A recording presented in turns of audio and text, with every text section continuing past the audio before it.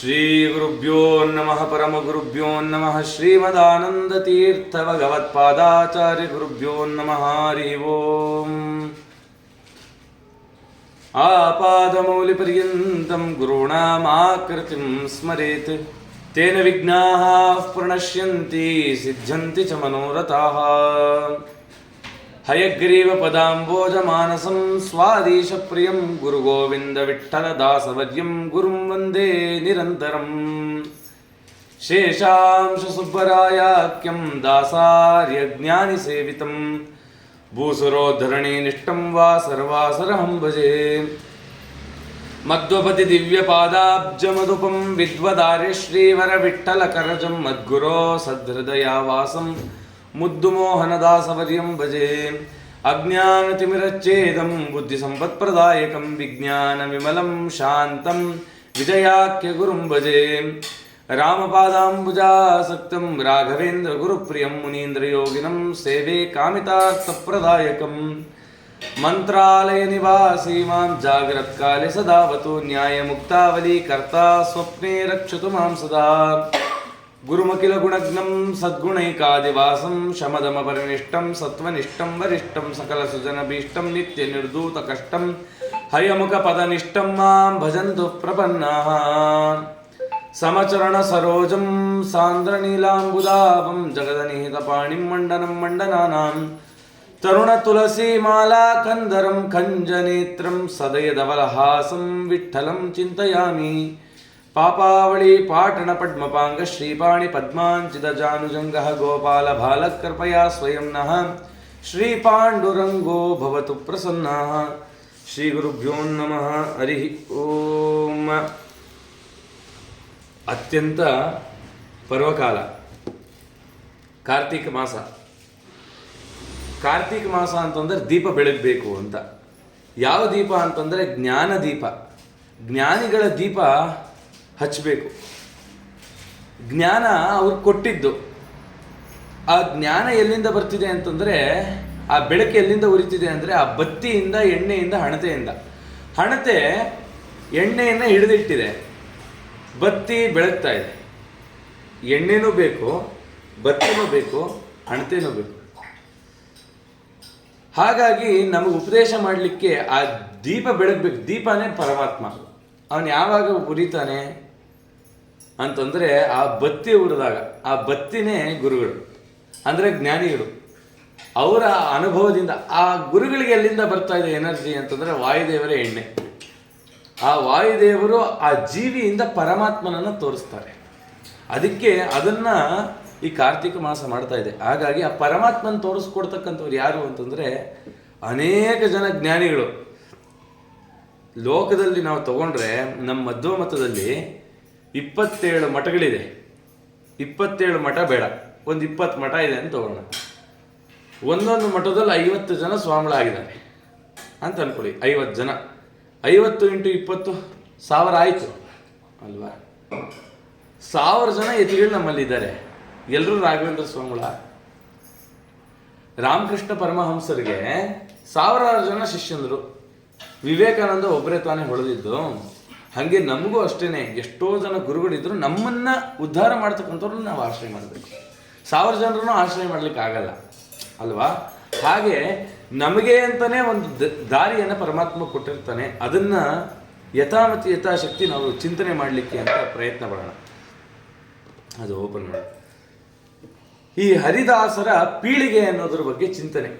ಇದು ಕಲಿಯುಗದ ಭಾಗವತ ಅಂತ ಕರೆದ್ರೆ ತಪ್ಪಾಗಲ್ಲ. ಯಾಕಂದರೆ ಭಾಗವತವನ್ನು ನಾವು ತಗೊಂಡ್ರೆ ಒಂದೊಂದು ಸ್ಕಂದದಲ್ಲಿ ಒಬ್ಬೊಬ್ಬರ ಬಗ್ಗೆ ಗಜೇಂದ್ರ ಮೋಕ್ಷ ಬರುತ್ತೆ, ಧ್ರುವನ್ ಕಥೆ ಬರುತ್ತೆ, ಅಜಾಮಿಳನ್ ಕಥೆ ಬರುತ್ತೆ, ಕೃಷ್ಣನ ಕಥೆ ಬರುತ್ತೆ, ಕೃಷ್ಣನ ಭಕ್ತರ ಕಥೆ ಬರುತ್ತೆ, ಎಲ್ಲರ ಕಥೆಗಳು ಬರುತ್ತೆ. ಹಾಗೆ ಈ ಹರಿದಾಸ ಪೀಳಿಗೆಯಲ್ಲಿ ಕಲಿಯುಗದಲ್ಲಿ ಅವತಾರ ಮಾಡಿದಂತಹ ಎಲ್ಲ ಹರಿಭಕ್ತರ ಒಂದು ಸ್ಮರಣೆಯನ್ನು ಮಾಡ್ತಕ್ಕಂಥ ಒಂದು ಪುಣ್ಯ ಸಂದರ್ಭ ಈ ಕಾರ್ತಿಕ ಮಾಸದಲ್ಲಿ ಒದಗಿದೆ.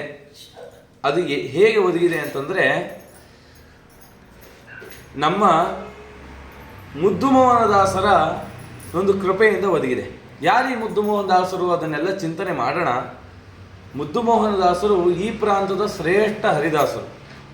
ಆ ಮುದ್ದುಮೋಹನ್ ದಾಸರೇನಾದರೂ ನಮ್ಮ ಪ್ರಾಂತಕ್ಕೆ ಬರದೇ ಇದ್ದಿದ್ರೆ ನಾವು ಯಾರು ದಾಸರು ಆಗ್ಲಿಕ್ಕೆ ಆಗ್ತಿರ್ಲಿಲ್ಲ, ನಮಗೆ ದಾಸತ್ವದ ಬಗ್ಗೆ ಗಂಧ ಗಾಳಿನೇ ಗೊತ್ತಿರ್ತಿರ್ಲಿಲ್ಲ.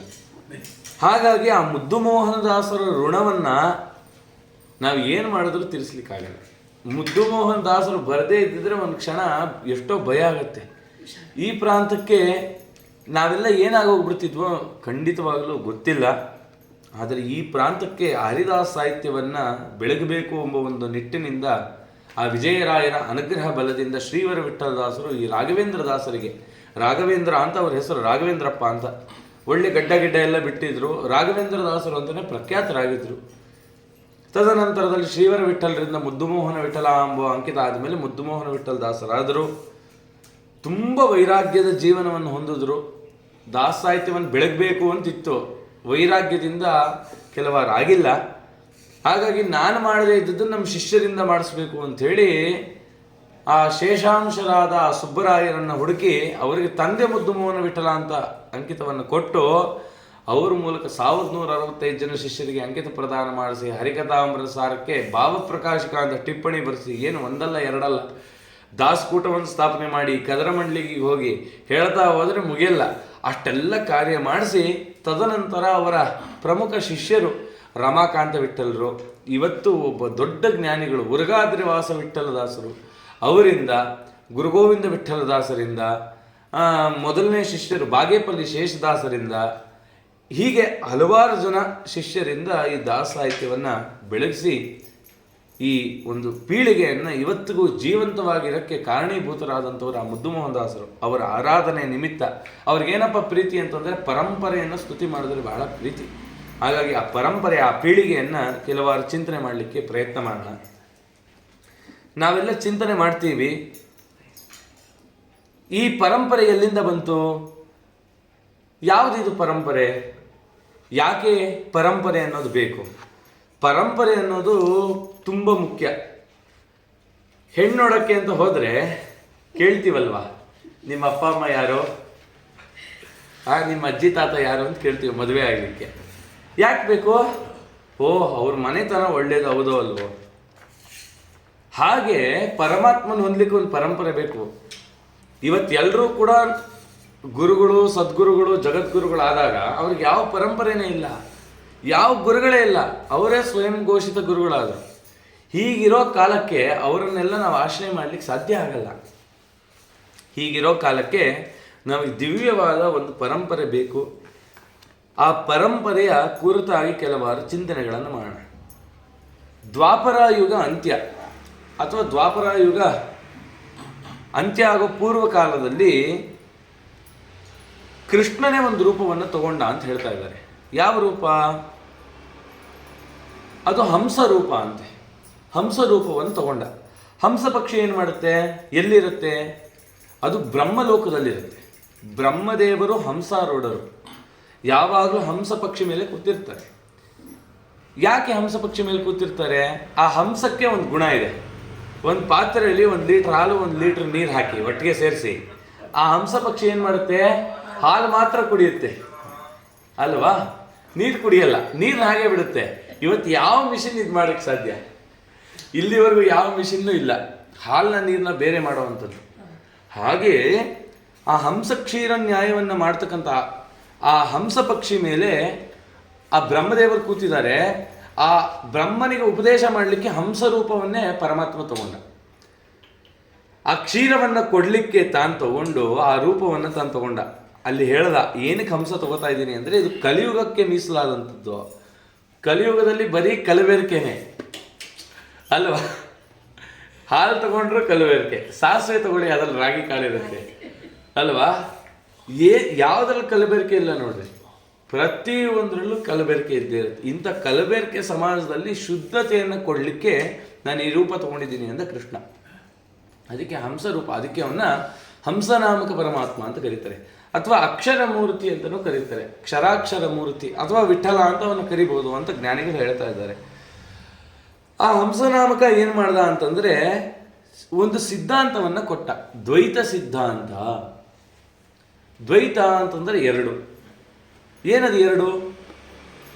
ಸರ್ವೋತ್ತಮನಾದ ನಾನು ಈಶ, ನನ್ನಿಂದ ಬೇರೆ ಇನ್ನೇನೇನಿದೆ ಜಗತ್ತಲ್ಲಿ ಅವರೆಲ್ಲ ನನ್ನ ದಾಸರು. ಜೀವ ದಾಸ, ಈಶ ದಾಸ ಅನ್ನೋ ಅಥವಾ ದೇವ ಜೀವ ಈ ವಿಚಾರವನ್ನು ತಾನು ಕೊಟ್ಟ. ಪಂಚಭೇದ, ತಾರತಮ್ಯ, ಜಗತ್ ಸತ್ಯ ಅನ್ನೋ ತತ್ವ, ಇನ್ನೂ ಅನೇಕ ವಿಚಾರಗಳನ್ನು ಬ್ರಹ್ಮದೇವರು ಉಪದೇಶ ಮಾಡಿದಂತೆ. ಬ್ರಹ್ಮದೇವರೇ ಇದನ್ನು ನೀವು ಕಲಿಯುಗದಲ್ಲಿ ಕರ್ಕೊಂಡು ಹೋಗಬೇಕು ಅಂಥೇಳಿ ಆ ಹಂಸನಾಮಕ ಬ್ರಹ್ಮದೇವರು ವಹಿಸಿದ. ಬ್ರಹ್ಮದೇವರು ಸನಕಾದಿಗಳಿಗೆ ವಹಿಸಿದರು. ಸನಕಾದಿಗಳು ದೂರ್ವಾಸರು, ಹೀಗೆ ಗರುಡವಾಹನ ಲಕ್ಷ್ಮೀನಾರಾಯಣ ತೀರ್ಥರು, ಪರತೀರ್ಥರು, ಸತ್ಯಪ್ರಜ್ಞರು, ಇಲ್ಲಿವರೆಗೂ ಕಲಿಯುಗ ಬಂದು ಬಿಡ್ತು. ಕಲಿಯುಗ ಬಂತು. ಕಲಿಯುಗದಲ್ಲಿ ಏನಾಯಿತು, ಈ ಪರತೀರ್ಥರ ಕಾಲ ಅಂದರೆ ಈ ಹಂಸನಾಮಕ ಪರಮಾತ್ಮನ ಪರಂಪರೆಯಲ್ಲಿ ಪರತೀರ್ಥರು ಅಂತ ಬಂದು, ಆ ಪರತೀರ್ಥರ ಕಾಲಕ್ಕೆ ಒಂದು ಗಲಾಟೆ ನಡೀತಂತೆ. ದೇವಲೋಕದಲ್ಲಿ, ದಾನವರ ಲೋಕದಲ್ಲಿ, ರಾಕ್ಷಸರಿಗೂ ಒಂದು ಲೋಕ ಇದೆ. ಅಲ್ಲಿ ಅವರೆಲ್ಲ ಕೂತ್ಕೊಂಡು ಮೀಟಿಂಗ್ ಮಾಡ್ತಾರೆ. ಅವರೆಲ್ಲ ಕೂತರು ಮೀಟಿಂಗ್ ಮಾಡೋದ್ರಂತೆ. ಏನು, ಹಿಂದೆ ತ್ರೇತಾಯುಗದಲ್ಲಿ ಅಥವಾ ತ್ರೇತಾಯುಗದ ಪೂರ್ವದಲ್ಲಿ ಕೃತಯುಗದಲ್ಲೂ ಕೂಡ ಹಿರಣ್ಯಕಶ್ಯಪು ನಾನೇ ದೇವರು ಅಂದ ಅಲ್ವಾ, ನನ್ನನ್ನೇ ಪೂಜೆ ಮಾಡಿ ಎಂದ. ಅಲ್ಲಿ ಪರಮಾತ್ಮನನ್ನು ವಿರೋಧ ಮಾಡಿದ್ವಿ, ಆದರೆ ಅವನನ್ನು ಜಯಿಸ್ಲಿಕ್ಕಾಗಲಿಲ್ಲ. ಸರಿ, ತ್ರೇತಾಯುಗಕ್ಕೆ ಬಂದ್ವಿ. ಇಲ್ಲೂ ಅಷ್ಟೇ, ನಾನೇ ದೇವರು, ಇಡೀ ಲೋಕಕ್ಕೆ ನಾನೇ ಸರ್ವಾಧಿಪತಿ ಅಂತ ರಾವಣ ಅಂದ. ಅಲ್ಲಿ ಸರ್ವಾಧಿಪತಿ ಯಾರು? ರಾಮ. ಅವನಿಗೆ ವಿರುದ್ಧವಾಗಿದ್ದ. ಪರಮಾತ್ಮ ದೇವರು ಬಂದರೆ ಇನ್ನೊಬ್ಬ ದೈತ್ಯ ಇರಬೇಕಲ್ಲ, ಆ ರೀತಿ ಬಂದು ಸರ್ವೋತ್ತಮತ್ವವನ್ನು ಧಿಕ್ಕಾರ ಮಾಡಬೇಕು ಅಂತ ಬಂದರು. ಸರಿ ಆಯಿತು. ದ್ವಾಪರ ಯುಗದಲ್ಲಂತೂ ಕೇಳೋದೇ ಬೇಡ. ಕಂಡಲ್ಲೆಲ್ಲ ಬರೀ ರಾಕ್ಷಸರೇ, ಎಲ್ಲ ನಾನೇ ಸರ್ವೋತ್ತಮ ಅನ್ನೋರು, ಎಲ್ಲ ಕೃಷ್ಣನ ಸರ್ವೋತ್ತಮತ್ವವನ್ನು ಧಿಕ್ಕಾರ ಮಾಡೋರು. ಈ ಮೂರು ಯುಗದಲ್ಲೂ ಶಸ್ತ್ರವನ್ನು ಹಿಡಿದು ಪರಮಾತ್ಮನ ವಿರುದ್ಧ ಯುದ್ಧ ಮಾಡಿಬಿಟ್ಟಿದ್ದೀವಿ. ಕಲಿಯುಗಕ್ಕೆ ಶಸ್ತ್ರ ಅನ್ನೋದು ಇಲ್ಲ. ಯಾಕೆ ಅಂದರೆ ಗಾಡಿ ಓಡಿಸ್ತಾ ಇರ್ತೀವಿ ಅಂತ ಅನ್ಕೊಳ್ಳಿ, ಒಂದು ನಿಮಿಷ ಸಡನ್ನಾಗಿ ಬ್ರೇಕ್ ಹಾಕಿ ಮುಂದೆ ಬಂದ್ಬಿಟ್ರೆ ಸಾಕು, ಬೆನ್ನು ಹುಡುಕ್ಬಿಟ್ಟಿರುತ್ತೆ. ದೇಹ ಅನ್ನೋದು ಗಟ್ಟಿ ಇಲ್ಲ. ಇಲ್ಲಿ ಶಸ್ತ್ರ ಹಿಡಿದು ಯುದ್ಧ ಮಾಡಿದ್ರೆ ಪ್ರಜಾ ನಾಶ ಆಗೋಗುತ್ತೆ. ಹಾಗಾಗಿ ಇಲ್ಲಿ ನಾವು ಯಾವ ರೀತಿ ಬಂದು ಪರಮಾತ್ಮನ ಸರ್ವೋತ್ತಮತ್ವಕ್ಕೆ ಧಿಕ್ಕಾರ ಮಾಡಬೇಕು ಅಂತ ದೈತ್ಯರೆಲ್ಲ ಕೂತ್ಕೊಂಡ್ರು.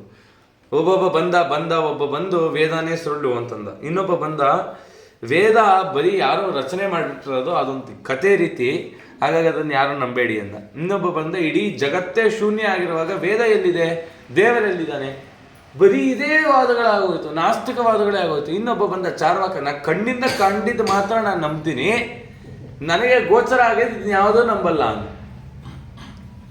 ಹೀಗೆ ಒಬ್ಬೊಬ್ಬೊಬ್ಬರು ಬಂದು, ಇನ್ನೊಬ್ಬ ಬಂದ, ಅವನು ಬಂದು ಹೇಳಲ್ಲ, ನೀವೆಲ್ಲ ಇಷ್ಟು ಜನ ಹೋದ್ರಿ, ನೀವೆಲ್ಲ ಹೋಗಿ ಪರಮಾತ್ಮನಿಗೆ ಧಿಕ್ಕಾರ ಹೇಳಿದ್ರ, ಅವನು ಸರ್ವೋತ್ತಮತ್ವ ಧಿಕ್ಕಾರ ಮಾಡಿದ್ರ?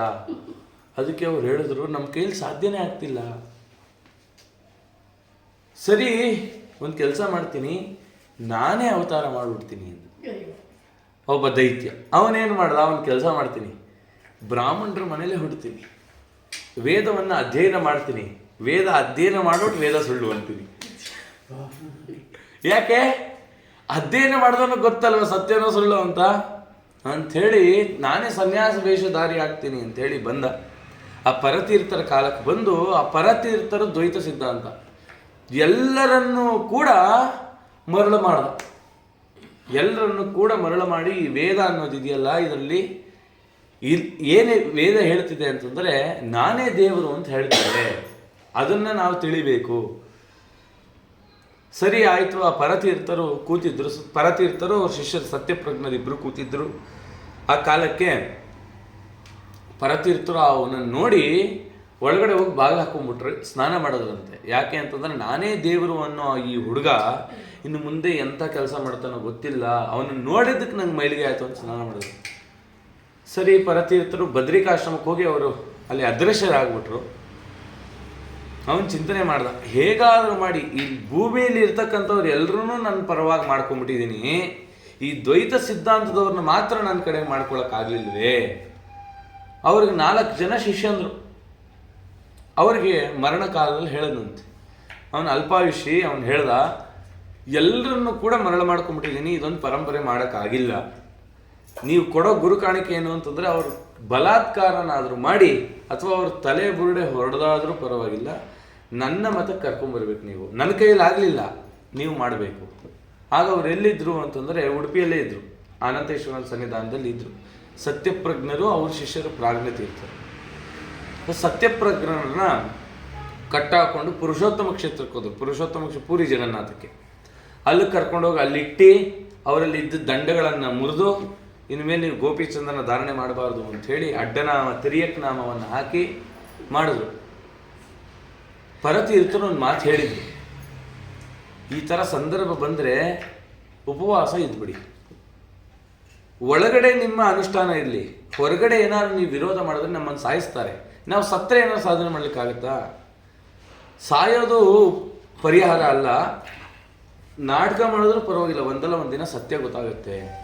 ಒಂದು ತಿಂಗಳು ಅವರಂತೆ ನಾಟಕ ಮಾಡಿದ್ರು, ಒಂದು ತಿಂಗಳಾದ್ಮೇಲೆ ಅವ್ರಿಗೆ ನಂಬಿಕೆ ಬಂದಂತೆ, ಓ ಪರವಾಗಿಲ್ಲ ಇವ್ರು ನಮ್ಮ ಕಡೆಗೆ ಬಂದಿದ್ದಾರೆ. ಒಂದು ತಿಂಗಳಾದ್ಮೇಲೆ ಕೇಳ್ಕೊಂಡ್ರಂತೆ, ನಂಗೆ ಒಂದೇ ಒಂದು ಅಪೇಕ್ಷೆ ಏನು ಅಂತಂದ್ರೆ ಬದರಿಗೆ ಹೋಗಿ ಬರಬೇಕು ಅಂತ ಕೇಳಿದ್ರಂತೆ. ಯಾರೋ ಸತ್ಯಪ್ರಜ್ಞರು ಬದರಿಗೆ ಹೋದ್ರು. ಅಲ್ಲಿ ಪರತೀರ್ಥರು ಅದೃಶ್ಯರಾಗಿದ್ರಲ್ಲ, ಅವ್ರು ಬಂದು ಮತ್ತೆ ಪುನಃ ದಂಡಗಳನ್ನು ಕೊಟ್ಟು ಚಿಂತೆ ಮಾಡಬೇಡಿ, ಇವಾಗ ಏನೇನು ನಷ್ಟ ಆಗಿದೆಯಲ್ಲ, ವೇದದಲ್ಲಿರೋದೆಲ್ಲ ಎಷ್ಟೋ ಕಲ್ಮಶಗಳನ್ನ ವೇದದಲ್ಲಿ ತೋರಿಸಿದ್ದಾನೆ.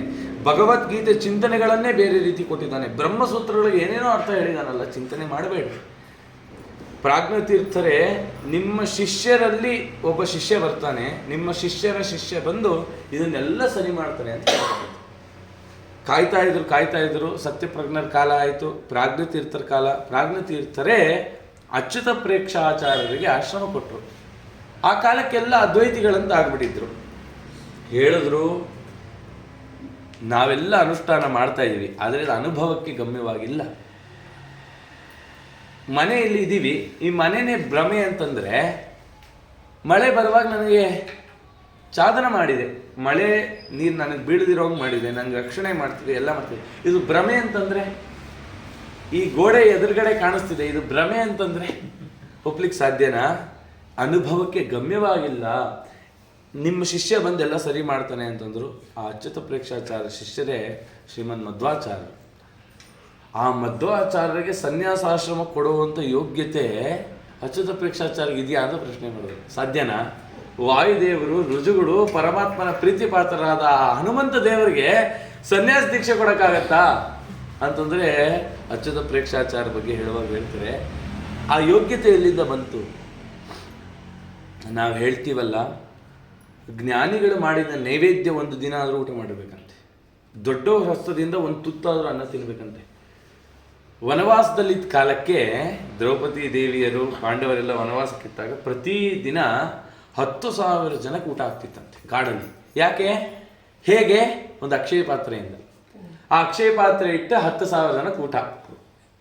ಒಂದು ದಿನ ದೂರ್ವಾಸರ ಹಿಂದೆ ಎಷ್ಟೋ ಜನ ಅವ್ರ ಶಿಷ್ಯರೆಲ್ಲ ಬಂದಿದ್ರು, ಅದರಲ್ಲಿ ಅಚ್ಯುತ ಪ್ರೇಕ್ಷಾಚಾರ್ಯರು ಬಂದಿದ್ದರಂತೆ. ಒಂದು ದಿನ ದ್ರೌಪದಿ ಕೈಯಲ್ಲಿ ಒಂದು ತುತ್ತು ಊಟ ಮಾಡಿದ್ದಕ್ಕೆ ವಾಯುದೇವರಿಗೆ ಆಶ್ರಮ ಕೊಡುವಂಥ ಯೋಗ್ಯತೆ ಬಂತು ಅಂದರೆ, ಇನ್ನು ನಾವು ಊಟ ಮಾಡ್ತಿದ್ದೀವಲ್ಲ, ಇದು ಎಂಥ ಯೋಗ್ಯತೆಯನ್ನು ಕೊಡುತ್ತೆ. ಅದಕ್ಕೆ ರಾಯರ ಪ್ರಸಾದ ತಗೊಳ್ಳಿ ಅಂತ ಹೇಳ.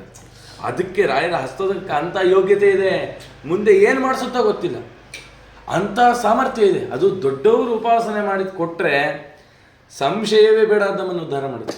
ಗೊತ್ತೋ ಗೊತ್ತಿಲ್ಲದೆ ಸ್ವೀಕಾರ ಮಾಡಿ, ನಿಮಗೆ ಗೊತ್ತಿರೋ ಅದ್ರ ಬಗ್ಗೆ ತಿಳ್ಕೊಳ್ಳೇಬೇಡಿ, ಅದ್ರ ಮಹತ್ವ ಬೇಡ, ತಿಂದಿದ್ದಕ್ಕೆ ಪುಣ್ಯ ಕೊಡುತ್ತೆ ಅಂಥೇಳಿ ಆ ದ್ರೌಪದಿ ದೇವಿ ಕೈಯಲ್ಲಿ ಒಂದು ದಿನ ಊಟ ಮಾಡಿದ್ದಕ್ಕೆ ಮಧ್ವಾಚಾರ್ಯರು ಬಂದರು.